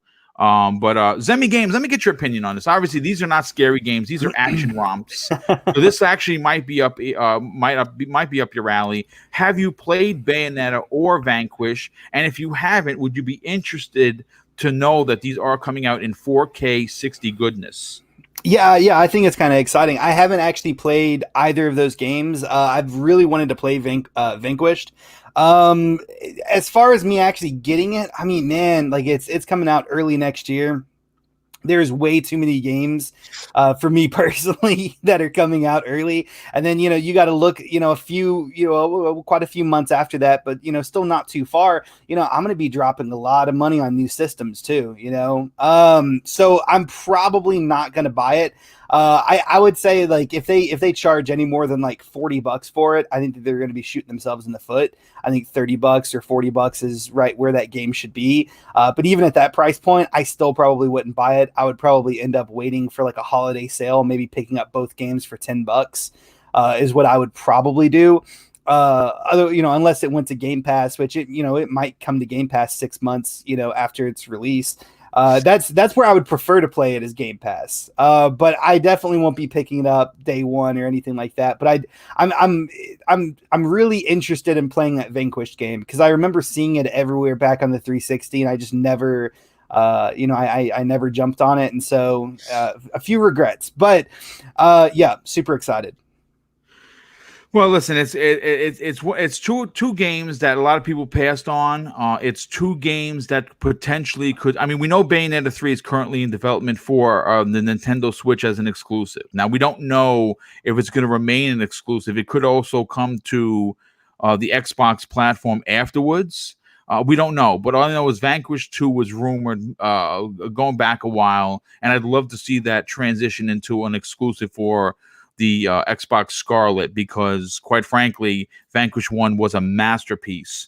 But let's move on to the next topic as I try to figure out how to use Tweet Draw and pick the winners before the end of the show. Battlefield the next Battlefield, which is going to be Battlefield 6, is coming out in 2021. And I think a lot of people are going to be upset with this particular story, but this story I pulled from Game Rant, one of my favorite places to pull news from.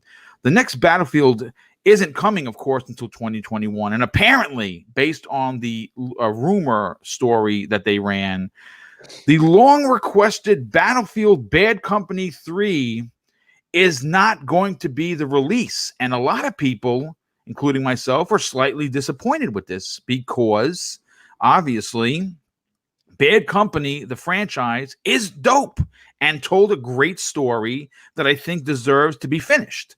And if you played through 1 and you played through 2, you know that there was a tremendous cliffhanger left open. And let's just get into the story. EA has been clear that the next Battlefield game will not be released until 2021 for a lot of reasons. With the company opting to wait for the next generation hardware to be able to release their next entry in the FPS franchise. Now, while EA has remained tight-lipped on what the next Battlefield game is or actually will be, the leak seems to hint to what fans can expect, and though this is going to be where people get disappointed. Now, the one thing that many Battlefield fans can expect is that it will not be set in World War I and World War II, and all I can say is thank goodness. As great as both those previous titles were, the era has been done to death. There's no doubt about it. And the general consensus with Battlefield fans is Battlefield 4 is still one of the best in the series. And yes, it did release with its problems, but they eventually fixed it. And I think some people still play Battlefield 4. Now, according to the leak currently circulating on Reddit, the next Battlefield game will not be Bad Company 3. Instead, the next game in the franchise will be set in the near future, apparently taking place in 2030. Now, the game is said to feature drones, robotics, and other future aspects, though it's still going to be grounded in reality.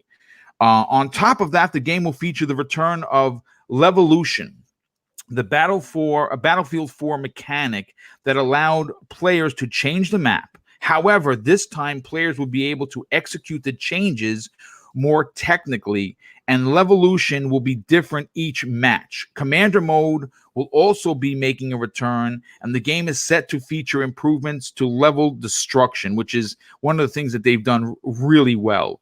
Now, apparently, Battlefield 6 started out as Bad Company 3, but they pivoted during development because the game didn't feel like a Bad Company game. The team then decided to scrap what they did at the time and instead transition to the new title. And of course, that would explain the long gap between the two games, as the next Battlefield's launch is quite a bit of ways. Now, the new information is definitely going to disappoint a lot of fans who were hoping that Battlefield Bad Company 3 was the next in the long-running franchise.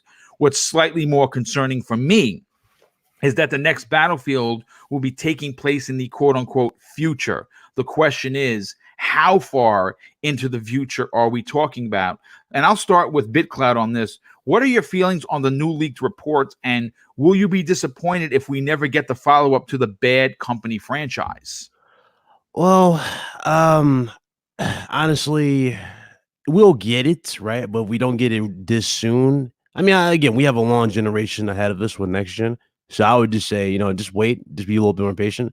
But if they go with Battlefield over this, again, Battlefield, it makes more sense because that's kind of like been like one of their main releases that they've been going for every single year, so to speak, to try to push the sales.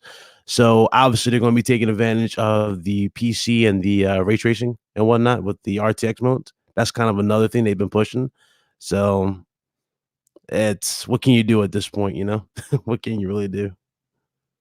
I mean, listen. People have been asking for this for quite some time, right? People really want a Bad Company 3. It's definitely disappointing that the next Battlefield is not it. More concerning, like I said in the story, for me anyway, is I'm a little nervous about how far in the future are we talking, because as great as the Call of Duty was, where you were flying into space, And got I thought boring. I thought that was dope. Yeah, But a lot of people didn't like that. It got stale after a long time, and that was the problem with the COD franchise. Now we're back in modern times, right? But, Right, exactly. yeah, so obviously, I don't think I would hope and I would pray that they wouldn't go that far into future. But at the same time, usually the way these companies act, especially when it comes to EA and when it comes to Activision and whatnot, right? They usually tend to stick with those top 3 that are bringing in the most profit. Then they'll eventually branch off into the other projects. Like in this case, it will be Bad Company 3. So they usually like to milk the cow for everything it's worth before they actually can give give the spotlight to something else. So yeah, that's true. It's not really that surprising, and it wouldn't be that surprising if Bad Company does not show. Even though I know a lot of people have been asking for it. I think I saw petitions for it before in the past. So again, I don't know what to say, honestly. That's just how they operate, man. They see those microtransactions, they see all that, and they want that cash flow to continue, like no matter what at this point. Yeah, no, absolutely. Slomo, let me get your opinion on this. Obviously, the Battlefield franchise is one that people like, and I think that you can look down the line and see that there is one drawn on the floor where you do have your Battlefield crowd and you do have your Call of Duty crowd, and most people, I mean, like I play both. I don't play, but if you gave me a choice, if I had to pick one, I would probably play Battlefield before I play Call of Duty because I like Battlefield better. What are your thoughts on the fact that we're not getting a new Battlefield until 2021, but more specifically that it's not going to be Bad Company 3? I think that's probably actually a good idea that we won't get another Battlefield until 2021. I think I don't really like when there's a brand or a certain IP that has an annual drop because there's very little changes, there's very little innovation that happens within that franchise from year to year. It's just not enough time for the developers to really improve on systems and really make a true sequel. And I think it not coming out until 2021 is good. Hopefully that means that DICE has enough time to really make the next Battlefield its own. Now, it not being Bad Company, I understand a lot of people are disappointed with that because Bad Company 2 is so beloved, but it's EA. Yes, it is, and DICE is already spread thin enough as it is. They've been spread thin with EA's asinine decision making on forcing their proprietary engine on all their other studios. So DICE has actually had to be helping other studios like BioWare along and learning how to use Frostbite. And that's not what it was designed for. Like Epic has an entire division within their company that is dedicated to helping other developers learn how to use Unreal. But that's how Unreal was designed from the very start. It was designed to be licensed out to other companies outside of Epic. That's not how Frostbite was designed. It wasn't designed. It was designed to just make Battlefield games. And it has so many missing tools that, DICE is trying to create tools for other developers to use Frostbite that have nothing to do with their game. And they put FIFA and Madden in Frostbite. Like DICE is just really spread thin with just that and Battlefront. So they're making 2 different games, and they're also helping everyone else under EA learn how to use their engine. It's just too much for them to also be doing a Bad Company. So I get it. I understand why it's not happening. Now, maybe if EA didn't, if they weren't so quick to axe all their extra studios whenever they disappoint them, maybe they would have enough bandwidth for another studio to make a Bad Company for DICE, but they don't have that right now. Good point. Yeah, they certainly don't. Yes. Yeah. So it's unfortunate, but I'm not surprised that that's the way it is. I feel like I hear every 2 years, I hear about people being upset that there's not enough Bad Company again. And even though, here's something that we may take some solace in, that Star Wars Fallen Order did so well sales wise, because EA does not care about how it does critically. They don't give a crap. Did it sell is all that matters. Like Anthem is getting Anthem is a complete dumpster fire, but it's getting a remake of some sort, Anthem Next, because it sold well. So all they care about is the sales. And if with Fallen Order selling well and it being a single player narrative driven game, maybe they can look at Bad Company and say, hey, well, maybe there is a market for this. So who knows what happens, but I mean, it's EA, so let's not get our hopes up.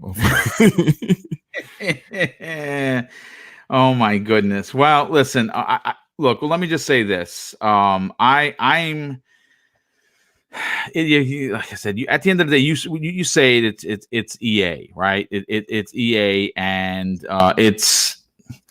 it makes you wonder: can we trust them to do this? But it is DICE at the end of the day, too. So I would like to give them the benefit of the doubt that they are going to put out a quality Battlefield. I would like it to be in modern times. I don't know if I want to fly out to space, to be honest with you. I don't know if anybody, I don't know if I'm the only one that is like that. I like boots on the ground. You want to make it a little future, give me some drones and stuff, i.e. kind of like Ghost Recon. That's cool, but not moving. I don't want to see lightsabers basically in my Battlefield or anything close to it. Zemi Games, let me get your opinion on this. Obviously, Battlefield is one of those franchises that when you say the words, people's ears perk up because it has been a long-running, fan-favorite franchise. What are your thoughts on them moving into the future? Well, if I'm not mistaken, it's not the first time that they've done this. Back in the day, they had another futuristic game. I believe there's like spaceships and you hopped in like big mechs and stuff like that. I think that game released a long time ago, and I think it was also only available on PC. But it's not their first jump into like the futuristic genre. But for me personally, I really wish that it would be like a Bad Company 3. Just by my personal taste, I really love the Bad Company series. That was easily probably one of my favorite Battlefield games. And then part of me, I mean, I would be perfectly fine if it was Modern Warfare, like Battlefield 3, Battlefield 4, I'd be perfectly fine with that.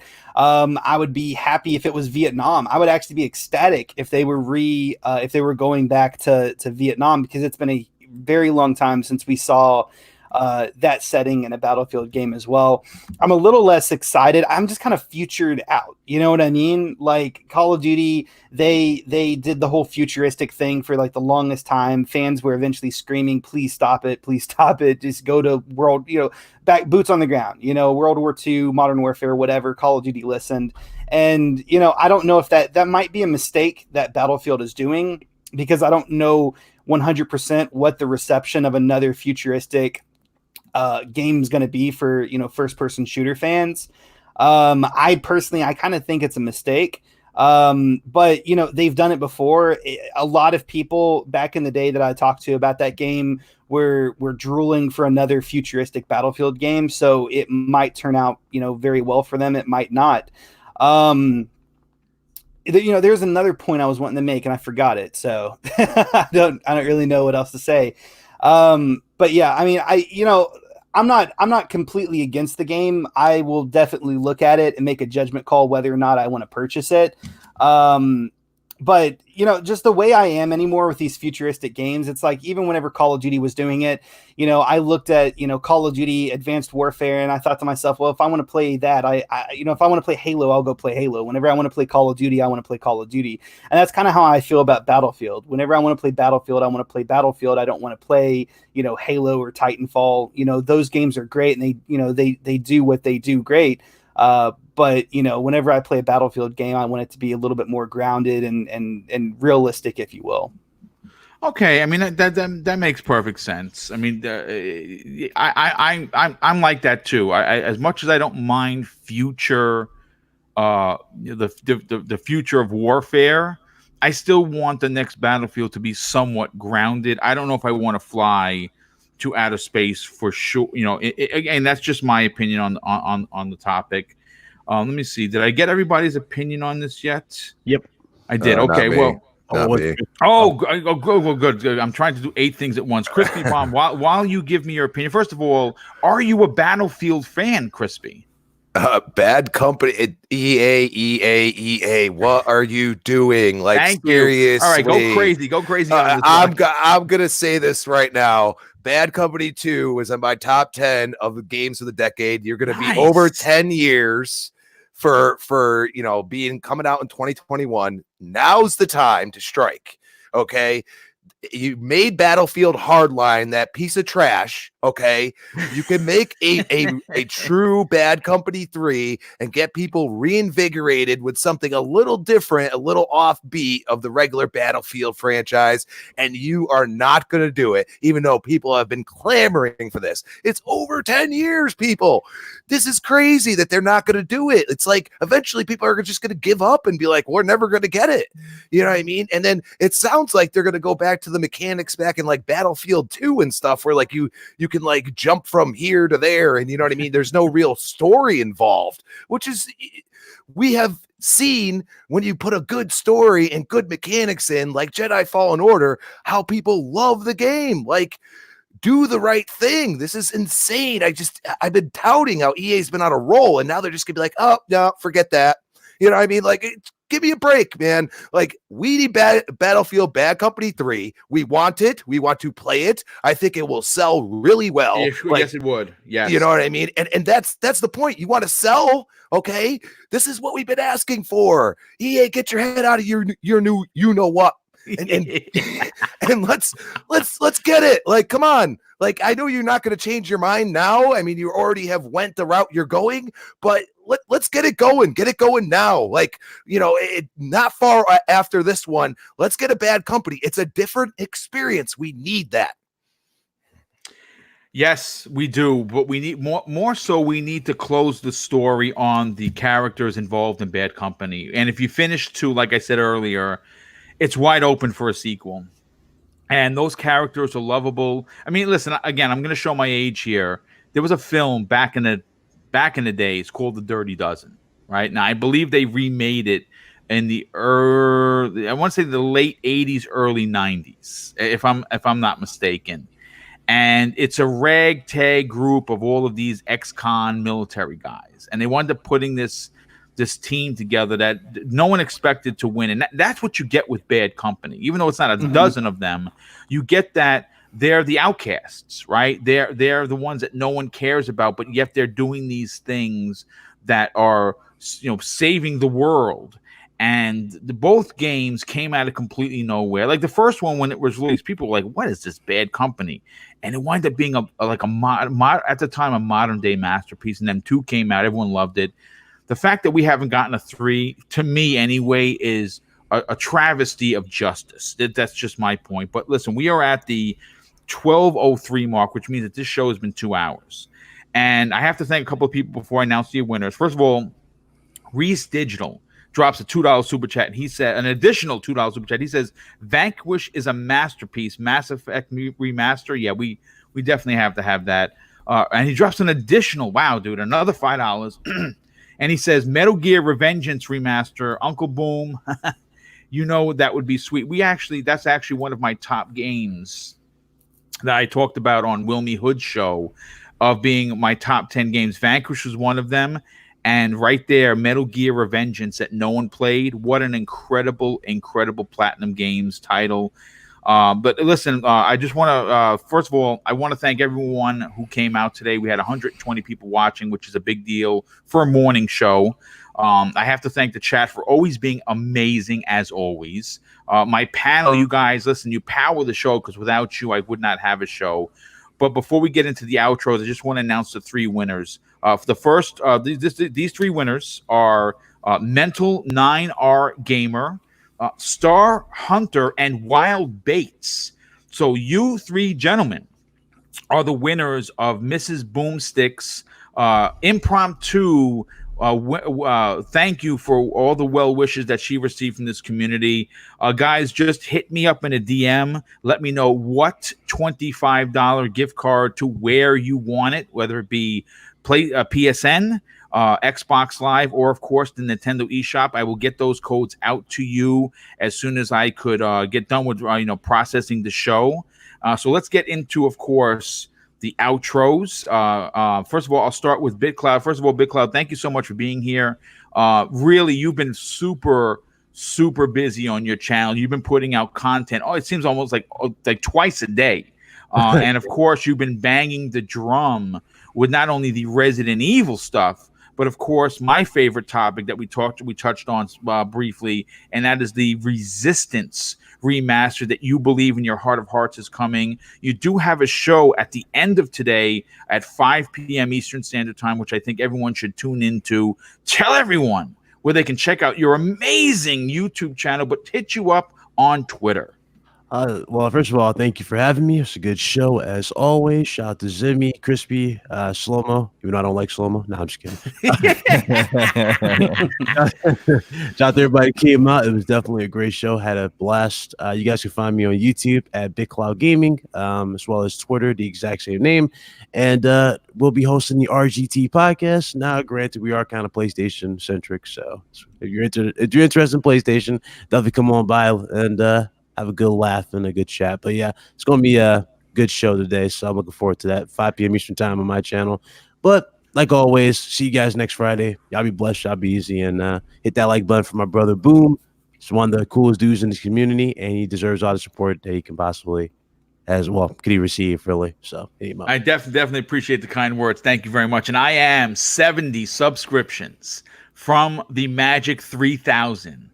So I'm, of course, going to be retweeting and tweeting, I love you 3000, a la Tony Stark from Endgame.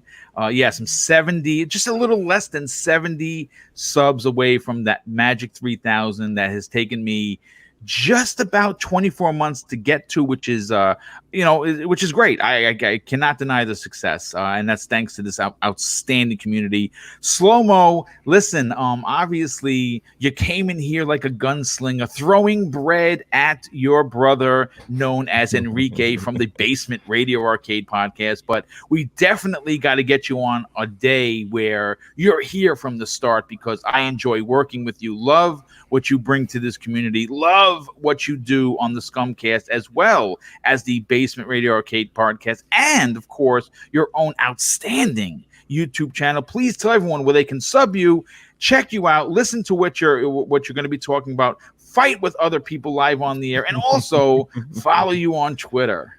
Sure, yeah. You can definitely catch me tomorrow fighting with Big Cloud on Scumcast.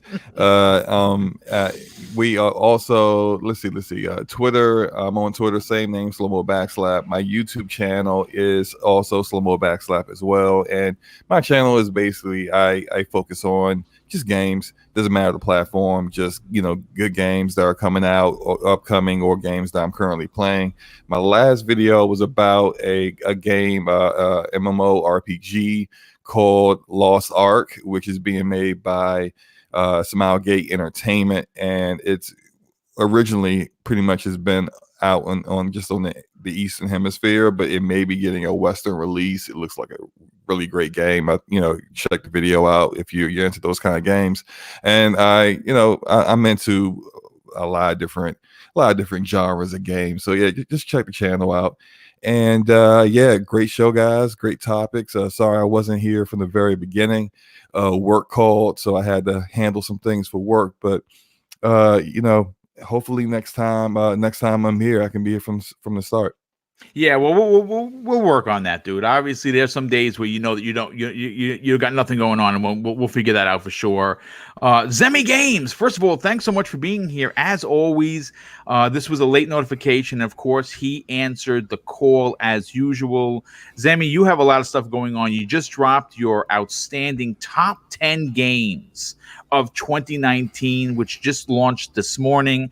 If you enjoy listening to him on the air, you should definitely consider subscribing to his channel and checking out his work, but also following him on Twitter, which of course both of those links are available in the show notes. Zemi, tell everyone where they can subscribe and, more importantly, follow you on Twitter. Well, thank you so much, Boom, and thank you once again so much for the invite, setting up all these topics, and hosting this fantastic show as always. That's right, I just released my top 10 best games of 2019 video. So if you guys are interested in that, some of my rankings might shock you, some of them you might agree with, but definitely go check that out. I also do game reviews, unboxings, gaming news, all sorts of other content on that channel as well. So if you're into that, definitely check out my YouTube. It's called Zimmy Games. And then you guys can also follow me on Twitter at Zimmy Games as well. So thank you so much, Boom. Oh, well, thank you again for being here. As always, love what you bring to each and every show that we work together on. And last, and in no way least, the guy that could people say that sounds a little bit like the Marble Man. I don't think so. I think he sounds more like Oscar the Grouch from Sesame Street. I want to say, Crispy, listen, dude, I love having you on the show. I love how candid you are about gaming. I love the fact that you can talk about a console that you don't own, but you obviously admire, because at the end of the day, you are through and through a gamer. And that is pretty awesome. And that's what you bring. That uniqueness and that freshness is brought to any show that you happen to be on, of course. And you are on a few. So I'd like you to do me a favor and tell everyone where they can listen to your opinions, but more importantly, follow you on Twitter. Hey, thanks, Boom. Thanks, chat. You know, it's been a great podcast as usual. I always enjoy when I have time, just, you know, good old work to be on this podcast, but I will try to be here as much as possible. And, you know, at Crispy Bomb on Twitter. You can also find me on the next podcast, 7 p.m. Saturday night. CCC, when we all get together and do it on Sunday nights, and the Retro Renegades Tuesday at 7 p.m.